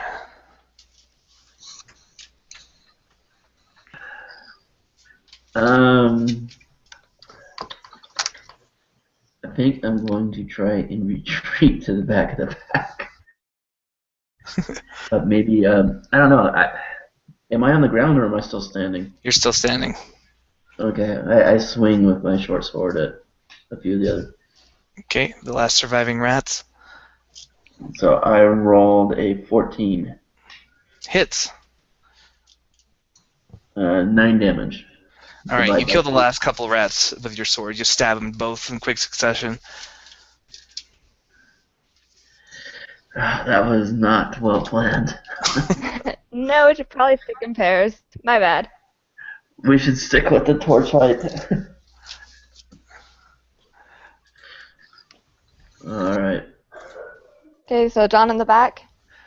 But Or in the on the middle. upside, you each get 8 experience points.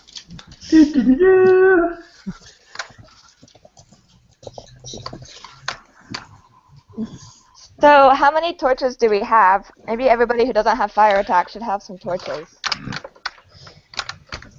So that was 8 experience points. Mm-hmm.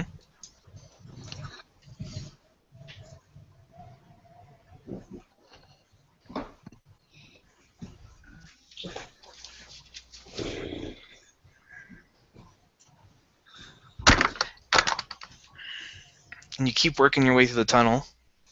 Never mind. Eventually you get to the gate on the other side, but it's been out there for years of exposure and neglect, and the lock's really corroded. It's going to take pretty tough lockpick to open this one. DC 20. Somebody really special. Seems like our dwarf friend could just smash this through. You could smash it down with a DC 15 strength check if you want to just bash it open. Hey, guys, would it be worth taking a second to rest before you open the gate? Yeah, you could do some. We've pretty much cleared the tunnel till here. What do you add to rolls again, David? For the you add +2 and then plus your dex. Yeah, for the lockpicks. If you guys I got a want, 19. If we rested an hour, I could heal up a little bit myself. and John needs it, and I need To it. rest an hour for your people, for your town. Is this a safe place to rest? I don't know. I say let's get with the door at our back at least, so we've got one side protected, and then Well, keep some torches whoever's- going. And we should... Yeah. Yeah. It's definitely not a comfortable place to rest. It's really mildewy and gross down there. But who knows what we'd be coming out to if we went through the door now. That is true. I think a Band-Aid would be good.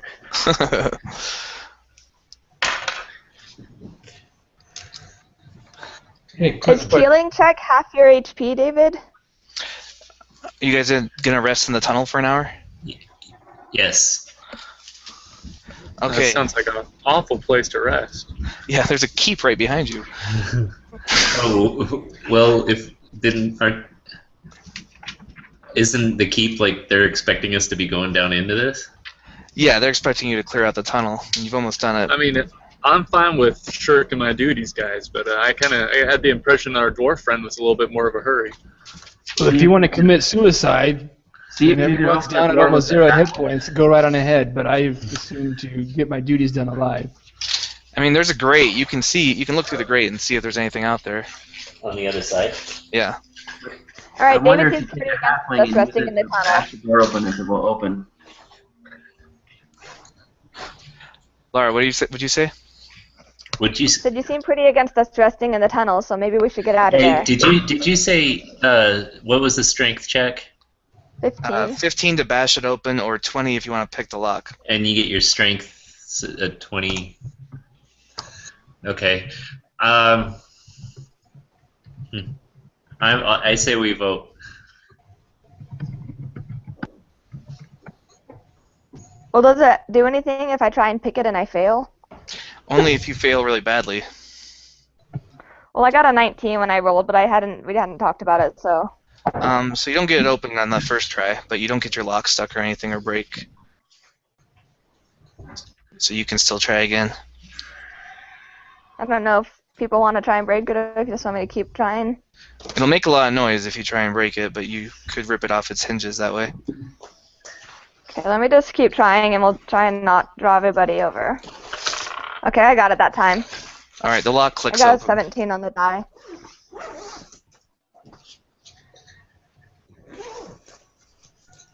And Lara, as you are picking the lock, you see some figures approaching, but they don't seem to see you. They're just walking towards you. From Okay, I'm behind gonna us turn or around and from just the other side? search everybody really From quick. outside of the tunnel, like on the near the river. So everybody I'm gonna turn around and make sure everybody's like quiet. And then point outside. Can we hear them? Yeah, they're kind of like talking to each other, and they're like, "The raid's going well. Aye, but we need more tribute." And then they kind of walk past you, and it's two cultists, and then behind them are like 6 kobolds scuttering beside them. Okay, so everybody just heard what just happened? Mm-hmm. And then they kind of walk past.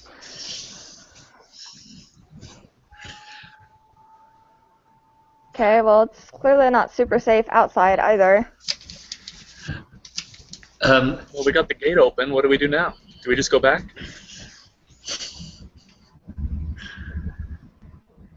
That's what we came for, wasn't it? Yeah, we've come through the tunnel. We cleared the tunnel. We've opened the gate. There are people there, but Certainly I not. say we go back and rest and just let them know what's on the other side. yeah, let them know there's dudes on the other side. Wait, Leave the gate undefended. if we leave the gate open, then the keep. If they find it, then they just come They'll in get and keep. overrun. Can I lock it again, David? Since I locked it once, can I like mess with the lock? No, you'll need a key to lock it again.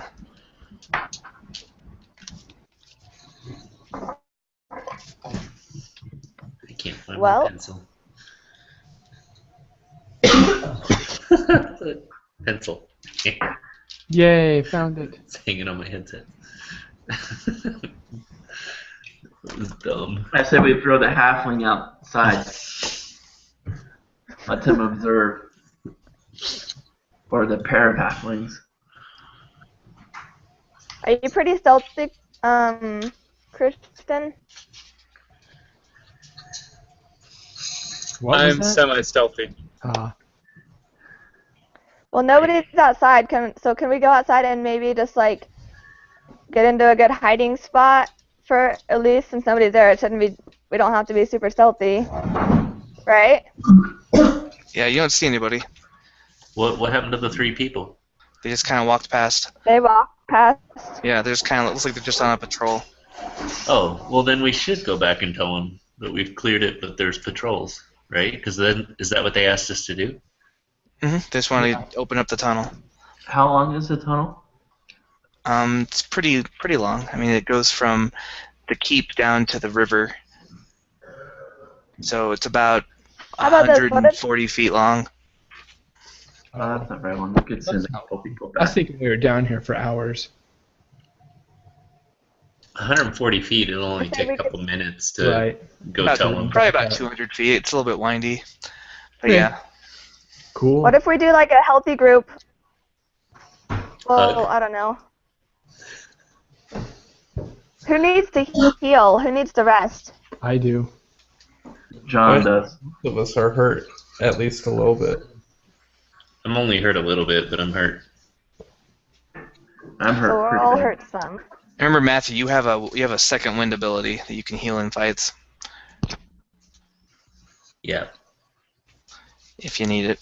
Once you use this, you must complete a short or long rest. Oh, okay, cool. How much does a short rest help you heal, David? Is a short rest the hour one?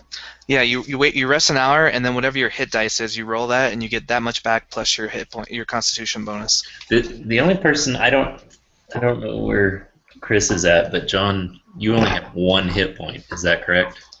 Yep, that's correct. Okay. I've That's I say we all go back and rest for an hour. I don't like if nobody knows about this entrance right now, then and we opened it silently, then there's no reason for them to know about it in the next hour. wait. Does it look pretty camouflaged, or is it pretty obvious? They were pretty obvious. They don't look like they're worried about anyone seeing them. No, I'm talking The about doors. Oh, the doors. Okay. It kind of looks like super rusted, neglected. Like it might just look like a sewer grate, like a sewer opening. Yeah, we can leave it. It's like covered in slime and stuff. Chris, did you say that you had a conversation with like a dwarf back there that was said had to hurry about something, or no? Just that we were trying to be quick about it so they can get out. That's all. We should go back and let them know it's cleared. But Yeah. there are patrols outside. Yeah, let's go back. Let them know. All right, you return back, and Governor Nighthill, he nods and says, "Good to know. Good to know. Although that if there's patrols there, we'll have to be careful when we use it. But at least it gives us a way in and out of the keep without going through them." Yes, it does. He says, "You look hurt. Take your time. Get some rest. There's a few empty cots still in the barracks that aren't being used for wounded." Well, I'm gonna rest. All right, so it's 11 p.m.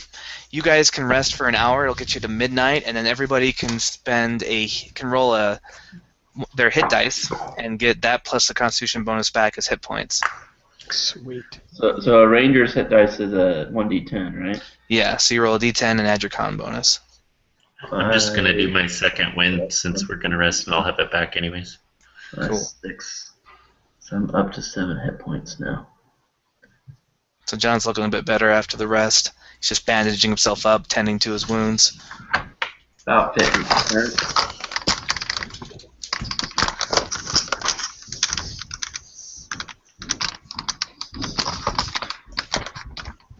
What's that? See those? I know. See the window? Hang on.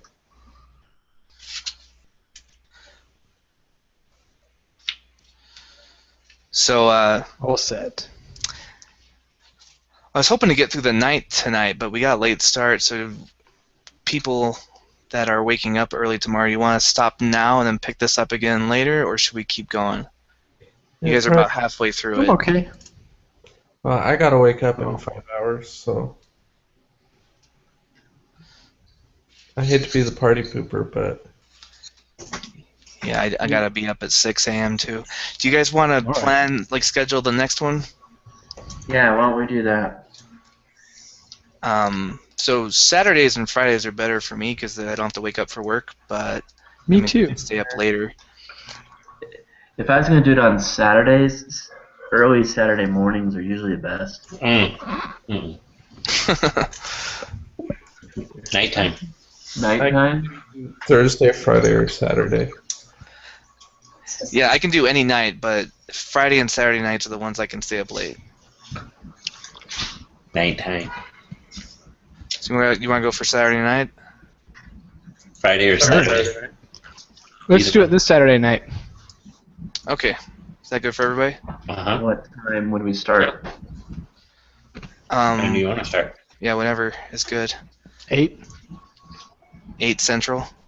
or Mountain. 9 if people are having trouble putting kids to bed or other things. They won't be down before that. So, Okay. like 8 Mountain, 9 8 Central. Mountain, 9 Central. 10 Eastern. Works for me. No Yeah, we problem. could try. Okay. Alright, good We'll night. plan Alright, for I next missed Saturday this night. whole conversation. Hey, good night, guys. Good night. Good night. Did somebody leave? What? Huh? All right, Larry, we're planning on next Saturday picking it up again. Saturday night, 8 o'clock. Let's cancel your date. All right. 8 o'clock whose time? Yeah. Your Or time. no hanging out with people on Yeah. Saturday. Cancel your date for Saturday night. So tell all the boys that they gotta have you home by 8 or take you out Friday night. I'm not. Whose 8 o'clock time are we talking? Your 8 o'clock time. Alright, we'll see how this goes. We might not be able to do it weekly. We'll probably have to go to like every couple weeks or something.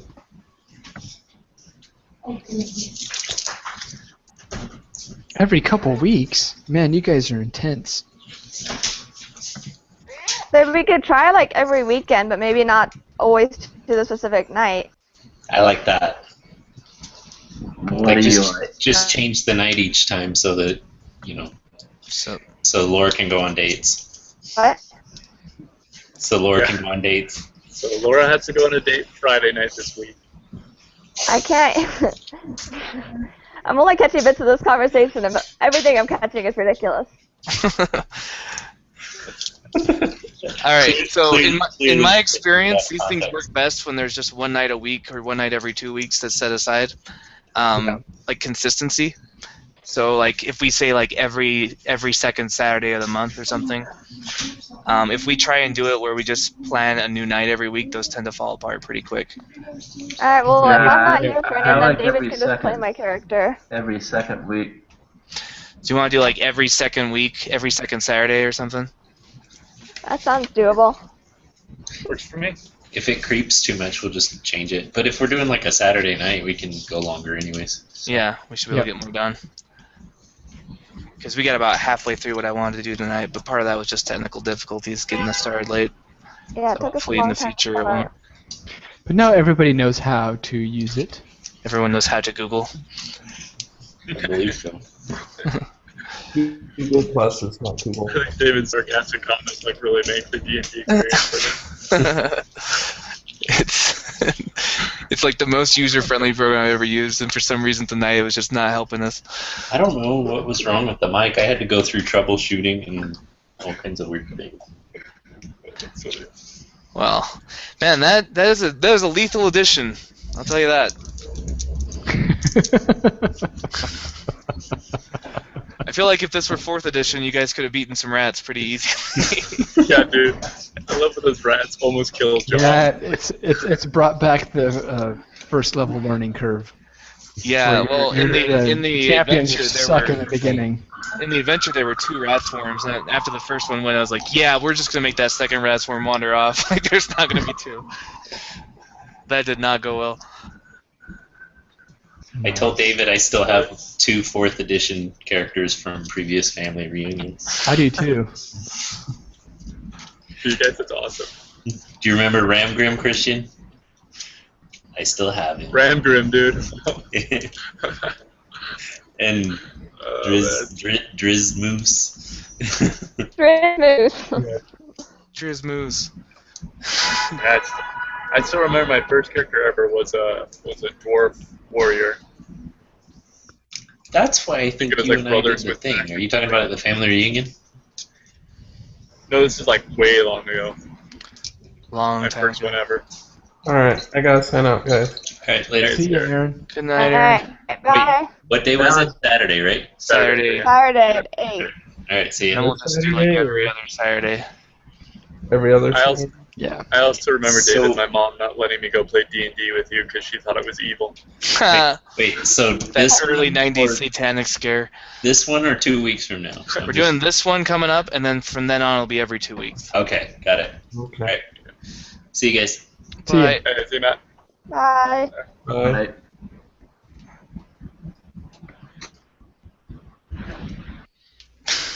Good times. Very good times. Good old kobolds and rats, level 1 staple. Yeah, you gotta love Pretty those. funny. You guys who got tore up. You were just barreling through every group of kobolds. You're like, oh, let's fight those 2. And then I just exhausted all 2 spells that I get.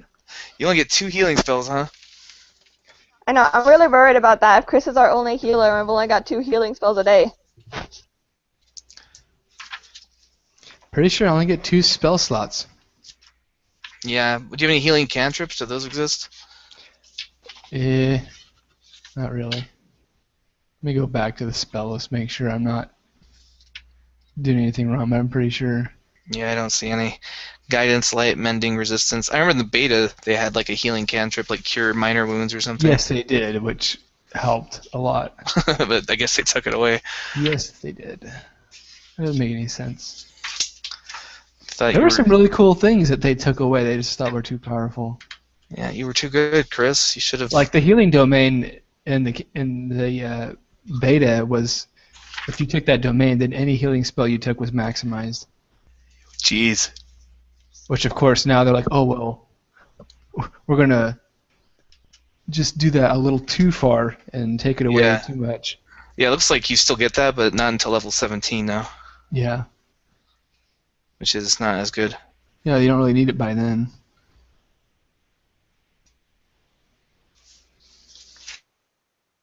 So Alright, guys, I'm gonna go. I'll see you guys next Saturday. see ya. All right. Good I night. do miss not getting bonus spell slots based off your. Wisdom. Yeah. That was a good point to have off the old system. You choose a domain, and those domain spells, are those not bonus? They're just You just get to add them to what you're available to pick. You just like always have them available. Yeah, so you never have to Prepare them. picking them. Okay. Yeah, you're just stuck with 2 per day for now. Yep. 3 and per day then- when you get 100 and something more experience. And you get a feature. What is your feature? Channel Divinity. Oh, that'll be Now nice. that one's good. That's the mass heal. You present your holy symbol, evoke healing energy, you can restore a number of hit points equal to 5 times your cleric level. Choose any creatures within 30 feet of you and divide those hit points among them. How many times can you do a Channel Divinity? Once per day in the beginning, but then it goes up every few levels. It goes up. Nice. Well, that'll be good. So that'll give you a little extra healing. Will definitely be used. Oh, and look, at 6th level, you get to heal yourself whenever you heal someone else. Yeah, that's really cool too. Because that'll be nice since you're kind of in the thick of things a lot.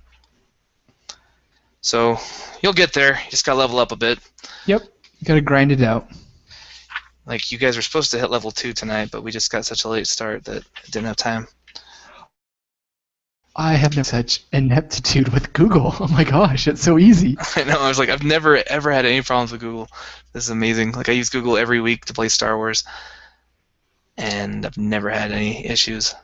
I think they just don't understand that when you plug an external mic into your computer, you have to go into the system and tell it, yes, I'm switching microphones. Yeah, I kept saying, like, click on the thing at the top. There should be a thing at the top. Tell it which mic you're using. You'll know if you click the right one because we'll hear you. I was like, some of you actually work in IT, so this shouldn't be this hard.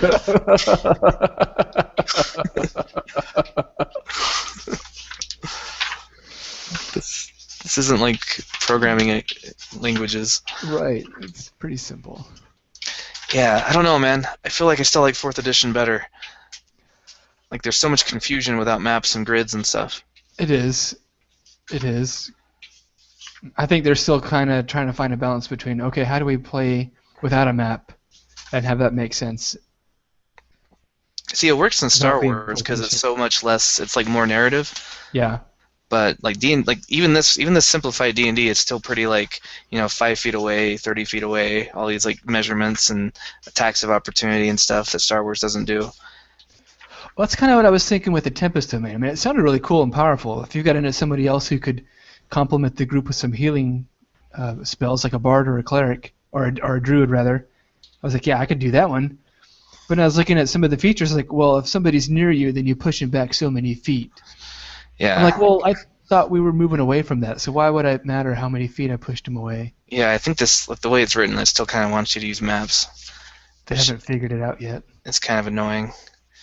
Yeah, because if I'm going to use maps, like, I'll just play 4th edition, because that's like a better map, like, tactics game anyway.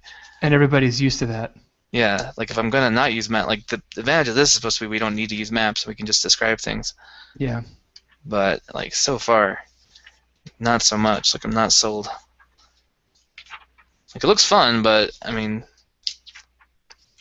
I guess the fights go faster. 4th edition fights were like an hour long. They did take a long time. But they were fun. Like, people always complain about how long the fights were in 4th edition. But I was like, yeah, but I'm having because fun. you were busy strategizing. You would look at the map and say, okay, if I've got this spell and that spell available, and I know like that Final you've Fantasy got this, Tactics. that when we synergize together, how can we get this to work right? Yeah. That was the fun of it. I feel like it'll still be my favorite edition of the game. But I'm trying to go into this with, like, no biases and just give it a fair shake, because, it's where the game is going. So either get left behind or play it. I mean, and we still could play 4th edition. I still have a subscription, so I can still access my stuff. But and I could probably convert this adventure into a 4th edition. Yeah, it wouldn't be adventure if I hard needed to. just to convert stuff over. Yeah, just like create the encounters basically. Yeah. Keep the flavor of your character and just put it in 4th edition. So I don't know. We'll go through. Like, I want to get us through, like, at least like to past level 3 when we can start, like, getting our characters into their fullness before we switch everything up. Plus, the other advantage of this is it's kind of free for everybody. They don't have to, like, get subscriptions to get the character builder and stuff. Yeah. So I don't know. What do you think? Like, as far as editions go? I think I like 4th edition the best too. just because it's so clean. Like third edition got so huge. Yeah, super It cluttered. started to contradict itself. It got so big. Yeah, it started kind of broken. You get these weird like multi-class monsters and see, the problem is everybody hated 4th edition. Like, we are in the minority.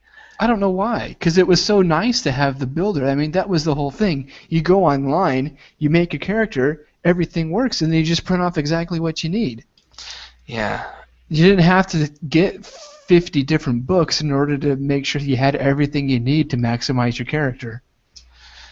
Yeah, but people like complain. They're like, it's not like D&D. Like, why do mages start off with 24 hit points? They're supposed to start off with 4 hit points. And, like, all this like stupid complaints, like where they just like decide what D&D is, and then, you know, because this is how it was in the past, this is how it always has to be. Yeah. All these sacred cows. And like, seriously, last year, 2013, Pathfinder actually outsold Dungeons and Dragons, which is the first time in the history of the hobby that D&D wasn't the best-selling RPG on the market. That's really sad. Yeah, because everyone just like switched to Pathfinder because Pathfinder was like 3.75 D&D instead of 3.5 D&D. So, like, I haven't played it, but ever since I moved, hmm you know, whoever my group was doing, I don't even know, but I think they all switched to Pathfinder too, and they don't even play D&D anymore either. Yeah, everyone switched to Pathfinder, and so I stuck with 4th edition because I thought it was fun. I like that you can role play, but in between, but you can also have like really interesting fights. Mm-hmm. But they're like, it's not a role-playing game anymore. They took out all the role-play and they just made it combat. They're like, no, you role-play as much as you want. Yeah, That's not what rules are for. There's rules for combat because you need rules for combat, but role-playing, you just need skill checks and role-playing. So that's stupid. If you're not role-playing in 4th edition, that's your own fault. Don't give me this, there's no role-playing. That's you. That's on you. So, but yeah, this is kind of Wizards' answer to that. They like, oh, we upset the fans, so let's just throw 4th edition under the bus and go back to like old school 2nd edition stuff, which is kind of what this feels like. This feels like 2nd edition with a little bit of 4th edition and 3rd edition mixed in. Yeah. Like the cantrips, that's from 4th edition. The at-will spells, because they realize that wizards don't want to be shooting crossbows all day if they're wizards. Right. So they took some good things from 4th, but like, I mean, still, here's the dilemma. We got in 2 battles. I'm already out of spells. right. Like you're just down to cantrips now. Which I don't have any useful cantrips now because I can't hit anything with that spell DC so low. Yeah. Like, I mean, statistically, you should be able to hit more than half the time with that spell. Right. And just make the damage lower if they don't want it to be as effective. No, even now, you should be able to hit more than half the time. I just roll really well. Yeah. Because like those rats have a +0 dex, so they have to roll a 13 or 14 to dodge your thing. Yeah. On the dice, and they just did. Everyone's So been it's just rolling luck. high. Okay. Like, the way it is now, you should be hitting more than half the time with that. It's just been bad luck. Okay. Unless you're fighting something really nimble, but the rats they're not super dexterous, and the kobolds have a +1 dexterity, so they've just been lucky. The way the dice roll. So the Channel Divinity, I get 1 at 2nd, another chance at it at 6, and then I get my 3rd one at 18th. That'll be nice. A little extra healing. The part I don't like also is that you have to trade ability upgrades for feats. Yeah, because they're trying to make it so feats are optional. So, like you can if you don't want to complicate your character with feats, you can just get ability upgrades, and that's roughly the same power as feats. But if you do like the extra customization, you can go for that. But some of the feats actually up your stats too, like not as much, but like +1 to something instead of +1 to 2 things. Yeah. So I mean, I'm okay with that. I like complexity, so like any attempt to simplify and water things down it makes the fights go faster, but I think they're not as fun too. Like I got to the point where I was like, there was supposed to be another group, but I was just like, I don't really want to do another fight. Let's just skip those guys. Get our trash get. Yeah, whereas in 4th edition I would have been like, oh sweet, a fight. Like as a player, I was always excited for an encounter in 4th edition. Yeah. But in this one I'm just like, oh jeez, someone's gonna die. And it's just, everything's so frail, like you just hit things and kill them in 1 hit, or you get killed in like 2 hits. So it's just, things are faster, but it's also less strategic and more deadly. Yeah. So I don't know. Well, also, our group isn't very big on role playing.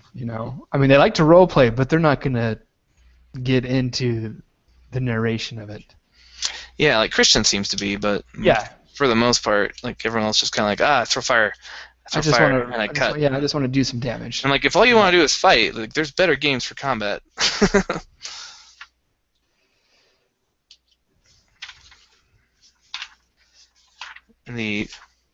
And everyone's like a big fan of the advantage and disadvantage mechanic from 5th edition, but I find that people just forget to do it.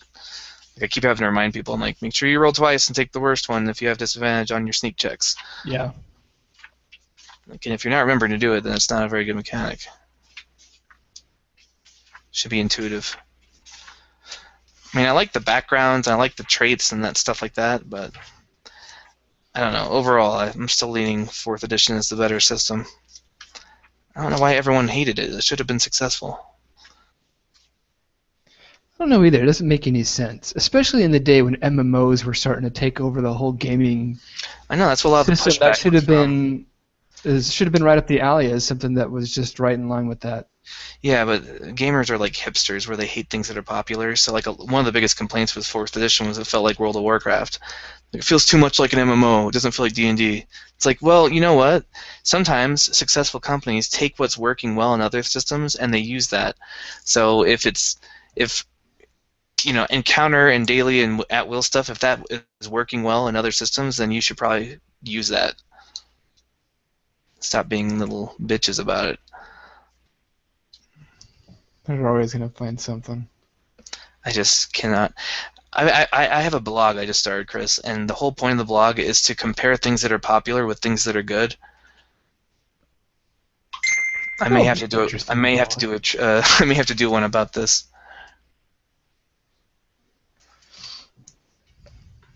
My first one's about Frozen versus Tangled. Frozen got way more hype, but it is not a good story. No, it's weird. I like Tangled even less, though. Tangled is a good story, though. It's like it's tight. Every scene serves to advance the narration. Like, the characters are better. Everything is just better than Frozen. Frozen is just like it's got a really catchy song, and then everyone loved it. The song sold it. Yeah, it's basically just a music video for that song.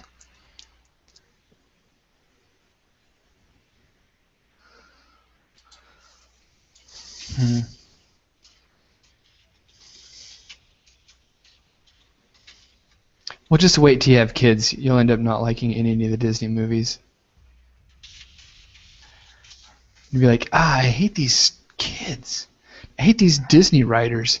Teach my kids that being good is not right.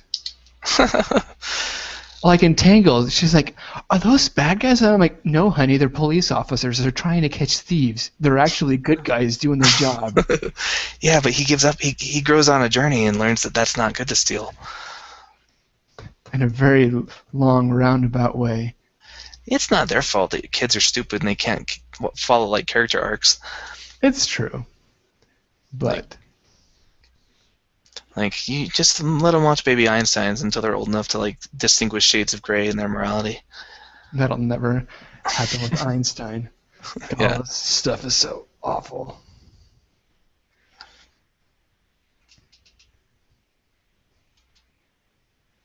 Or like watching The Little Mermaid and make the dad be the bad guy. I just don't understand, Father. I'm gonna go make a deal with the devil because you just don't get me. Yeah, but the dad ends up like self-sacrificing because even though his daughter made a bad mistake, he's still gonna bail her out and. His dad's still gonna pay for the price. Yep, which is true. Yep.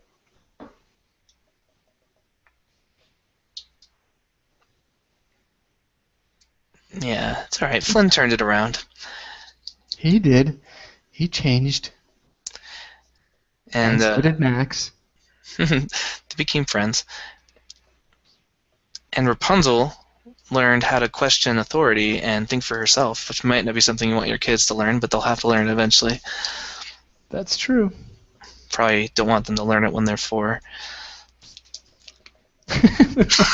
Although Bailey walks around singing, what was the last one? She watched Brave, where the princess just constantly at her mom. And she's like, no, I want to be free to choose. I don't want to get married. She was saying that for like several weeks. I'm free to choose. Good. You don't want her getting married. That works out for Funny. everybody. Yeah. Bum bum bum bum bum. She gets stuck in these loops where she'll just repeat like the same scene over and over again from whatever movie she has watched. Yes. It's like And a then it broken gets record. stuck in my head. And then I repeat that same scene at work. Must be awesome. Yes, it is. Having Little Mermaid stuck in my head for days at a time. I stop saying whenever it's stuck in my head because Tanner will come over and say, "I'm going to get out of your head, Daddy," and hit me in the head. All right, I better go finish my laundry and go to bed. I All right. do not like playing on Sunday nights. Yeah, it's like, Monday. I don't want to go to work tomorrow. I know, it's going to suck. And I'm going to be even extra tired, and I'm not going to want to go even more. Yep. All right, I'll see you next week.